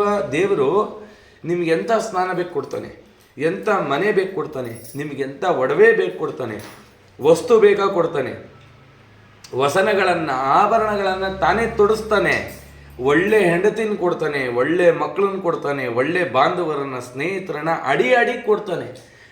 ನಾವು ಹೇಳಿದ ಕೆಲಸನ ತಕ್ಷಣದಲ್ಲಿ ಮಾಡಿಕೊಡುವಂಥ ಸೇವಕರನ್ನೆಲ್ಲ ಕೊಡ್ತಾನೆ. ಕಡು ಮುದ್ದು ಚತುರ್ಭಾವ ವಿಜಯ ವಿಠಲ ರಂಗ ದೃಢ ಭಕ್ತಿ ಕೊಡನಯ್ಯ. ಏನ್ ಬೇಕಾದ್ರೆ ಕೊಡ್ತಾನೆ, ಆ ಸ್ವಾಮಿ ಭಕ್ತಿ ಕೊಡಲ್ಲ ಅಲ್ವಾ? ಏನು ಸುಖ ಅಂತ ಕೇಳಿದ್ರು. ಒಡವೆ ಧಾರಣೆ ಮಾಡ್ಕೊಂಡೆ, ಈ ಒಡವೆ ನಿನ್ನ ಮಾತಾಡ್ಸುತ್ತಾ? ಮನೇಲಿ ಒಬ್ಬರೇ ಇರಿ, ಎಲ್ಲ ಒಡವೆ ತೆಕ್ಕೊಳ್ಳಿ, ಒಬ್ರು ಮುಂದೆ ತೋರ್ಸಕ್ ಸುಖ, ನಾವು ಒಬ್ಬರೇ ನೋಡ್ಲಿಕ್ಕೆ ಸುಖ ಇಲ್ಲ. ಯಾಕೆ? ಏನು ಇಲ್ಲ, ಅದರಲ್ಲಿ ಸಾರನೇ ಇಲ್ಲ, ಹೊಳೆಯತ್ತಷ್ಟೇ, ಯಾವ ಜ್ಞಾನವೂ ಇಲ್ಲ. ಅದೇ ಯಾರೋ ಒಬ್ಬ ದಾಸಯ್ಯ ಹಾಡು ಹೇಳ್ಕೊಂಡು ಹೋಗ್ತಿದ್ದ. ಮಂಚ ಬಾರದು ಮಡದಿ ಬಾರಡು ಕಂಚು ಕನ್ನಡಿ ಬಾರದು ಸಂಚಿತಾರ್ಥದ ದ್ರವ್ಯ ಬಾರದು ಮುಂಚೆ ಮಾಡಿರೋ ಧರ್ಮವ. ಒಂದು ವಾಕ್ಯ ವಿಷ್ಣು ತೀರ್ಥರನ್ನು ಮಾಡಿಬಿಡ್ತು. ಒಂದೇ ವಾಕ್ಯ. ದಾಸಪ್ಪ ಹಾಡು ಹೇಳ್ಕೊಂಡು ಹೋಗ್ತಿದ್ದಂಥವ್ರು ವಿಷ್ಣು ತೀರ್ಥರು ಆಗ್ಬಿಟ್ರು ಅವರು ಅಲ್ವಾ? ವಿಷ್ಣು ತೀರ್ಥರ ಬಗ್ಗೆ ಹೇಳುವಾಗ ಇದೇ ಮಾತು ಹೇಳ್ತಾರೆ. ಒಬ್ಬ ದಾಸನ ಮಾತು, ಆ ದಾಸನ ಹತ್ರ ಏನಿದೆ? ಈ ತುಳಸಿ ಮಣಿ ಸರ ನಾವೆಲ್ಲರೂ ಹಾಕೋತೀವಿ, ಬೆಳ್ಳಿಲಿ ಬಂಗಾರದಲ್ಲೆಲ್ಲ ಸುಸ್ಕೋತೀವಿ. ತುಳಸಿ ಮಣಿ ಹೊಳೆಯಲ್ಲ, ಅಲ್ವಾ? ನಾವು ಯಾವ ಸರವನ್ನು ಹಾಕೋಬೇಕು ಹೊಡಿಬೇಕು ಅಂದರೆ ನವರತ್ನದ್ದು ಮುತ್ತಿನ ಸರನ. ಇವಾಗ ಸನ್ಯಾಸಿಗಳೆಲ್ಲ ಮುತ್ತಿನ ಸರ ಹಾಕೋತಾರೆ, ಏಕೆ? ತಣ ಅಂತ ಕಾಣಲಿ ಅಂತ. ಆ ಸರ ಏನಕ್ಕೆ ಹಾಕೋತೀವಿ ಕೊರಳಲ್ಲಿ? ನಮ್ಮ ಕೊರಳು ಕಂಠಾಭರಣ ಅಂತ, ಅದು ಶೋಭಿಸ್ಬೇಕು. ಆದರೆ ತುಳಸಿ ಮಾಲೆ ಹಾಕುವುದಕ್ಕೆ ಅರಸನಾಗಿ ನಾಚುತ್ತಲಿದ್ದೆ. ಪುರಂದರದಾಸ ಹೆಂಡತಿ ಹೇಳಿದ್ಲು, ಎಲ್ಲ ಸರ ಹಾಕೋತಿರೋ ಒಂದು ತುಳಸಿ ಮಣಿ, ಅದೇನು ಹೊಳೆಯಲ್ಲ, ಏನಿಲ್ಲ, ಅದೊಂದು ಮರದ ಕಟ್ಟಿಗೆ, ಅದನ್ನು ನಾನು ಹಾಕೋ. ಸರಸಿಜಾಕ್ಷ ಪುರಂದರ ವಿಠಲ ತುಳಸಿ ಮಾಲೆ ಹಾಕಿಸಿದನು, ಆದದ್ದೆಲ್ಲ ಹೊಳಿತೆ ಆಯಿತು ಅಲ್ವಾ? ಆ ತುಳಸಿ ಮಣಿ ಹೊಳೆಯತ್ತ? ಆದರೆ ದೇವರು ಹೇಳ್ದ, ಆ ತುಳಸಿ ಒಳಗಡೆ ನಾನಿದ್ದೀನಲ್ಲ, ನನ್ನನ್ನು ಧಾರಣೆ ಮಾಡ್ತಿದ್ಯಾ ಅಂದ. ನನ್ನ ನಿರ್ಮಾಲ್ಯ ಈ ತುಳಸಿ, ಯಾವಾಗಲೂ ನನ್ನ ನಿರ್ಮಾಲ್ಯ ಕಂಠದಲ್ಲಿ ಇದೆಯಲ್ಲ, ಮತ್ತು ನೀವು ಮೋಕ್ಷ ಕಟ್ಟಿಟ್ಟು ಬರ್ತೀಯ ಅಂತ ನಮಗೆ ಗೊತ್ತೇ ಇಲ್ಲ ಅಲ್ವಾ? ಅದಕ್ಕೆ ಯಾವ್ದ್ಯಾವುದೋ ಹೀಗೆ ಆ ಭಕ್ತಿಯನ್ನು ಕೊಡಲ್ಲ, ಯಾವ ಆಭರಣವೂ ಏನೂ ಕೊಡಲ್ಲ ಆ ದಾಸಪ್ಪ. ಹಾಗೆ ಆ ಮಾದನೂರು ವಿಷ್ಣು ತೀರ್ಥ ಪೂರ್ವಾಶ್ರಮದ ಜಯತೀರ್ಥಾಚಾರ ಒಳ್ಳೆ ಮಂಚ ನೋಡಲ್ಲ, ತೂಗು ಉಯ್ಯಾಲೆ ಅಂತೆ. ಹೆಂಡತಿ ತೊಡೆ ಮೇಲೆ ಮಲಗಿದ್ದಾರೆ, ಅವಳೆ ಕಾಲ ಆಡಿಸ್ತಾ ಹಿಂದೆ ಮುಂದೆ ಸುತ್ತ ಕನ್ನಡಿ ಇದೆಯಂತೆ. ಅವ್ರು ಅಂದ್ಕೊಂಡ್ರು ಇಂಥ ರಾಜವೈಭವ, ಒಳ್ಳೆ ಊಟ ಆಗಿದೆ, ತಾಂಬೂಲ ಮಡಸಿ ಬಾಯಲ್ಲಿ ಇಡ್ತಾ ಇದ್ದಾಳೆ ಅವಳೆ. ದಾಸಪ್ಪ ಹೇಳಲ್ಲ, ಹೊರಗಡೆ ಹಾಡು ಹೇಳ್ಕೊಂಡು, ಸ್ಮರಿಸೋ ಸಂತತ ಮಾನವ, ಮಂಚ ಬಾರದು ಮಡದಿ ಬಾರಳು, ಮುಂಚೆ ಮಾಡಿರೋ ಧರ್ಮವೆಂಬುವ ಕಿಂಚಗೀತೆಯ ಕೇಳಿದೊಡನೆ ಪ್ರಪಂಚ ಸುಖವನ್ನು ತ್ಯಜಿಸಿ ಪೊರಟರ ಸ್ಮರಿಸೋ ಸಂತತ ಮಾನವ. ಇಷ್ಟೆಲ್ಲ ವೈಭವ. ಒಬ್ಬ ದಾಸ ಮಂಚ ಬೇಡ, ಮಡದಿ ಬೇಡ ಕೇಳಿತ್, ನಾವು 1000 ಸತಿ ಭಜನೆ ಮಾಡಿದ್ದು, ಏನು ಬರಲಿಲ್ಲಪ್ಪ, ನಮ್ಗೇನು ಗೊತ್ತೇ ಆಗಲಿಲ್ಲ. ವ್ಯಾಖ್ಯಾನ ಬೇಕಾದ್ರೆ ಮಾಡ್ತೀವಿ, ಆದರೆ ಅವ್ರ ಜೀವನದಲ್ಲಿ ಅನುಷ್ಠಾನಕ್ಕೆ ಬಂತಲ್ಲ. ಈ ಆಭರಣ ಕೊಡದೇ ಇರೋದು ಒಬ್ಬ ದಾಸನ ಹತ್ರ ಇದೆ. ಒಂದು ತುಳಸಿ ಮಣಿ, ಅವನ ಹತ್ರ ಏನಿಲ್ಲ ಆಭರಣ, ತುಕ್ಕಿಳಿದಿರೋ ತಂಬೋರಿ, ಖಾಲಿ ಜೋಳಿಗೆ, ಮಾಸಿದ ಬಟ್ಟೆ ಉಟ್ಕೊಂಡಿದ್ದಾನೆ ಅಂತ ದಾಸಪ್ಪನ ಹತ್ರ ಇಂಥ ಬಂಗಾರದಂಥ ವಿಚಾರ ಇದೆ. ಬಂಗಾರದಲ್ಲಿ ಏನೂ ವಿಚಾರ ಇಲ್ಲ. ಅದಕ್ಕೆ ಅದನ್ನೆಲ್ಲ ಸ್ವಾಮಿ ಕೊಡ್ತಾನೆ. ಕೊಡುಮುದ್ದು ಚತುರ್ಭಾವ ವಿಜಯ ವಿಠ್ಠಲರಂಗ ದೃಢಭಕ್ತಿ ಕೊಡನಯ್ಯ, ಅಡಿ ಮೇಲ ಗಳೆದೆವರು ಅಂತ ಹೇಳ್ತಾ ಮುಂದೆ ಹೇಳ್ತಾರೆ. ದಾಸನಾಗುವೆನೆಂದು ಆಸೆಯ ಮಾಡಲು ಕ್ಲೇಶವ ಬಡಿಸುವ, ಬಾಸುವ ಮಾಡಿಸುವ, ನಾಶನ ಮಾಡಿಸುವ, ಸಕಲ ಐಶ್ವರ್ಯವ ಗ್ರಾಸವಾಸಕ್ಕೆ ತರಳಿ ಸನುಪರರಿಂದ ದ್ವೇಷವ ಮಾಡಿಸುವ, ಮಾನಿಸರ ಕೈಯಿಂದ ಮೋಸವಾದ ಭವ ಪಾಶದಲ್ಲಿ ಬಿಗ್ಗುವ, ಬಿಸಾಡುವ ಕಾಸಿನವನು ಮಾಡಿ ಲೇಸು ಜ್ಯೋತಿಷೇ ನಾಮ ವಿಜಯ ವಿಠ್ಠಲ ತನ್ನ ದಾಸನಾಗುವನಿಗೆ ಕ್ಲೇಶ ಬಡಿಸದೆ ಒಲಿಯನು. ತನ್ನ ದಾಸನನ್ನು ಈಸಿಯಾಗಿ ಮಾಡ್ಕೊಳ್ಳಲ್ಲ. ಕಷ್ಟ ಇಲ್ಲ ಅಂದ್ರಲ್ಲ, ಯಾವತ್ತು ಪರಮಾತ್ಮ ನಮಗಿದಾನೆ ಅಂದರೆ ಕಷ್ಟ ಅನ್ಸಲ್ಲ. ಹರಿದಾಸನ ಆಗಬೇಕು ಅಂತ ಆಸೆ ಇರುತ್ತಲ್ಲ, ಅವ್ರಿಗೇನು ಮಾಡ್ತಾನೆ? ಕ್ಲೇಶವ ಬಡಿಸುವ. ಫಸ್ಟ್ ಕೊಡೋದೇ ಕಷ್ಟ. ಯಾಕೆ? ಗಟ್ಟಿ ಆಗಬೇಕಲ್ಲ ಅಲ್ವಾ? ಗಟ್ಟಿ ಆಗದೆ ಆ ಪದಾರ್ಥನ ಹೇಗೆ ಬಳಸೋದು? ಗಟ್ಟಿ ಮಾಡ್ತಾನೆ. ನಾಶವ ಮಾಡಿಸುವ ಸಕಲ ಐಶ್ವರ್ಯವ, ದುಡ್ಡನ್ನೆಲ್ಲ ಕಳೆದು ಬಿಡ್ತಾನೆ ಅಂತಲ್ಲ ಅರ್ಥ. ಜಗನ್ನಾಥದಾಸರು ಶ್ರೀಮಂತರಾಗೇ ಇದ್ರು ಅಲ್ವಾ? ದಾಸರಾಗಿದ ತಕ್ಷಣ ಎಲ್ಲ ದುಡ್ಡು ಕಾಸು ಹೊಟ್ಟೋಗುತ್ತೆ ಅಂದ್ರೆ ನಮ್ಗೆ ಬೇಡಪ್ಪ ಅಂತೀವಿ. ಮುದ್ದು ಮೋಹನ್ ದಾಸರಿಗೆ ವಿಠ್ಠಲ ಮಂದಿರ ಕಟ್ಟಲಿಕ್ಕೆ ಜಾಗ ಆಯಿತು, ತಂದೆ ಮುದ್ದು ಮೋಹನ್ ದಾಸರಿಗೆ ದಾಸಕೂಟ ಕಟ್ಟಲಿಕ್ಕೆ ಜಾಗ ಆಯಿತು, ಅನುಕೂಲ ಆಗತ್ತೆ. ಎಲ್ಲ ಬಿಟ್ಟು ಐಶ್ವರ್ಯ ಹೋಗುತ್ತೆ ಅಂದರೆ ಅರ್ಥ ಏನು? ಐಶ್ವರ್ಯದಲ್ಲಿರೋ ಕಲಿ ಹೋಗ್ತಾನೆ ಅಂತ, ಕೆಟ್ಟ ಬುದ್ಧಿಗಳನ್ನು ಕಳಿಸ್ತಾನೆ ಅಂತ, ನಮ್ಮ ದುಷ್ಟ ಬುದ್ಧಿಗಳನ್ನೆಲ್ಲ ಕಳಿಸ್ತಾನೆ. ಅದೇ ಐಶ್ವರ್ಯ ಅಲ್ವಾ? ಅದನ್ನೆಲ್ಲ ಆ ದುಷ್ಟತನವನ್ನೆಲ್ಲ ನಾಶ ಮಾಡ್ತಾನೆ. ಗ್ರಾಸವಾಸಕ್ಕೆ ತರಲೀಸಲು ಪರರಿಂದ. ಊಟಕ್ಕೆ ನಮ್ಮ ಹತ್ರ ಇರುತ್ತೆ, ಯಾಯವಾರ ಮಾಡ್ತೀವಲ್ಲ. ನಮ್ಮನೇಲಿ ಅಕ್ಕಿ ಇದೆ ಗುರುಗಳೇ, ನಾವು ಯಾಕೆ ಹೋಗಿ ಯಾಯವಾರ ಮಾಡಬೇಕು? ನಮ್ಮನೆ ಅಕ್ಕಿಲೇ ನೈವೇದ್ಯ ಮಾಡೋಕ್ಕಾಗಲ್ವ? ಇಲ್ಲ ರೀ, 2 ಮನೆಗಾದರೂ ಹೋಗಿ ಬನ್ನಿ.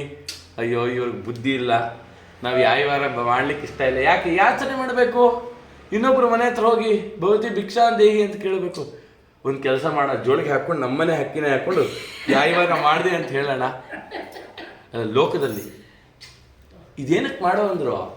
ನಿನ್ನ ಹತ್ರ ಇದ್ರೂ ಗ್ರಾಸ ವಾಸಕ್ಕೆ ತೆರಳಿ ಪರರಿಂದ ನಿನ್ನ ಅಹಂಕಾರವನ್ನು ಬಿಟ್ಟು, ಈ ಅಹಂಕಾರ ಅನ್ನೋ ಒಂದು ಕಲಿ ಮುಸುರೆ ಅಂಟ್ಕೊಂಡ್ಬಿಟ್ಟಿದ್ದಿಲ್ಲ, ಇದು ಕಳಿಲಿಕ್ಕೆ ಇನ್ನೊಬ್ಬರು ಮನೆ ಮುಂದೆ ನಿಲ್ಲು, ನಾರಾಯಣ ಗೋವಿಂದ ಅನ್ನೋ.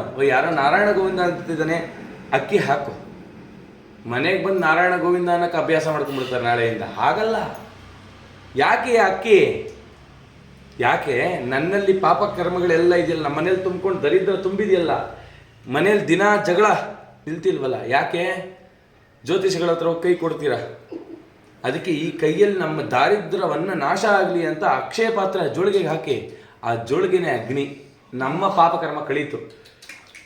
ಭಿಕ್ಷೆಯ ಹಾಕಿದ ಜೋಳಿಗೆಗೆ ಅಕ್ಷಯವಾಗುವುದು ನಿಮಗೆ. ಸರಿ, ಅಕ್ಕಿ ಏನಾಯಿತು? ಮತ್ತೆ ಮನೆಗೆ ಬಂತು. ನಾವು ಹೇಳಿದ್ವಿ ಅಡುಗೆ ಎಲ್ಲ ಮಾಡಿಸಿದ್ದಾರ ಪರವಾಗಿಲ್ಲ, ಆ ಯಾಯವಾರದಕ್ಕಿ ಒಂದು ಮುಷ್ಟಿ ಆದರೂ ತೆಗೆದು ದೇವರ ನೈವೇದ್ಯಕ್ಕೆ ಮಾಡಿ.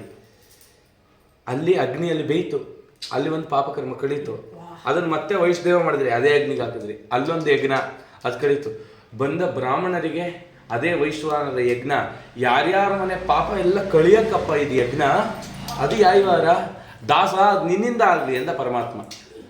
ಪರರ ಪಾಪಗಳನ್ನು ಕಳಿಲಿಕ್ಕೆ ನೀನು ದಾಸನಾದೋ ಅಂತಂದ್ರು. ನೋಡಿದ್ರ ಹರಿದಾಸನ ಕ್ವಾಲಿಟಿ, ಯೋಗ್ಯತೆ, ಅದು ಸ್ವಾಮಿ ಹೇಳ್ದ.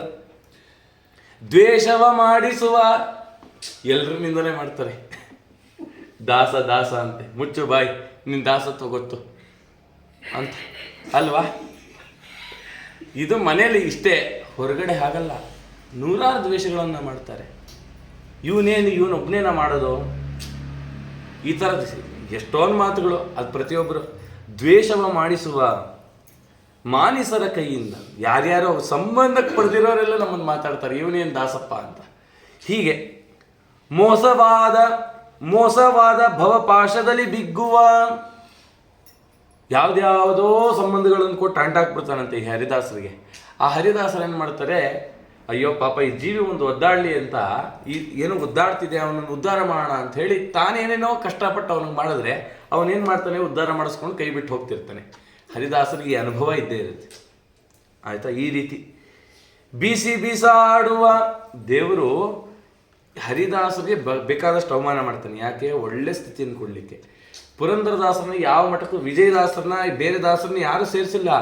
ದಾಸರು ಎಲ್ಲರಿಂದ ತಿರಸ್ಕೃತರು, ಆದರೆ ಎಲ್ಲ ದಾಸರ ಆರಾಧನೆ ಮಠದಲ್ಲೇ ನಡೆಯುತ್ತೆ ಅಲ್ವಾ? ಹಂಗೆ ಮಾಡಿಸ್ತಾನಂತೆ ಸ್ವಾಮಿ, ಹಂಗೆ ಮಾಡಿಸ್ತಾನೆ.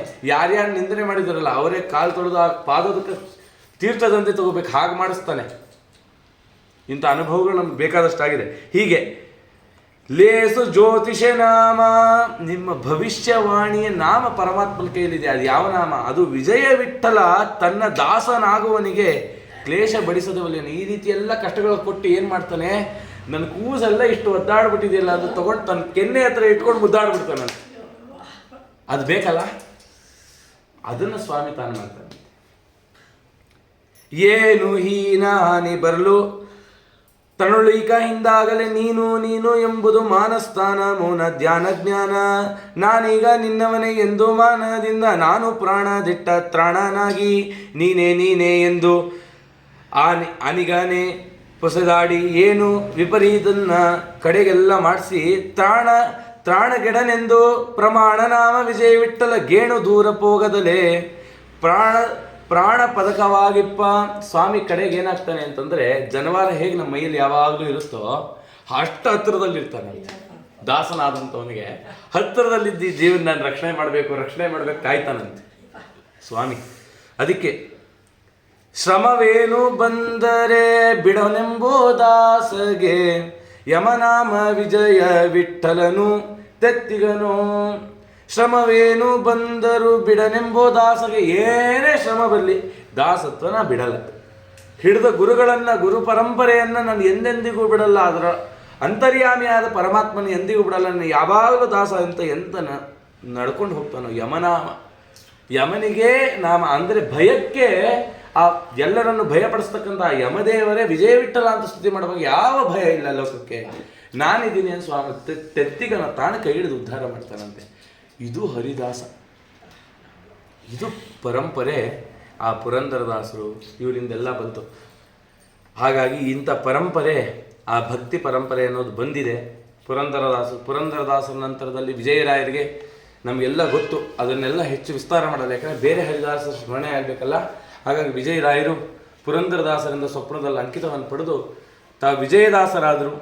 ವಿಜಯದಾಸರು 10 ಜನರಿಗೆ ಅಂಕಿತ ಕೊಟ್ಟರು. ಹೈಗಿರಿ ವಿಠಲರು, ಹೈವದನ ವಿಠಲರು, ಗೋಪಾಲದಾಸರು, ಮೋಹನದಾಸರು, ವೇಣುಗೋಪಾಲದಾಸರು, ಇನ್ನು ಅನೇಕರಿಗೆ. ಅದರಲ್ಲಿ ಗೋಪಾಲದಾಸರ ಪರಂಪರೆ ಬಂತು, ಮೋಹನದಾಸರ ಪರಂಪರೆ ಬಂತು, ವೇಣುಗೋಪಾಲದಾಸರ ಪರಂಪರೆ ಪ್ರಸಕ್ತವಾಗಿದೆ. ಆ ವೇಣುಗೋಪಾಲದಾಸರ ಪರಂಪರೆಯಲ್ಲೇ ನಮ್ಮ ಮುದ್ದು ಮೋಹನ್ ದಾಸರು ಬಂದಿದ್ದಾರೆ.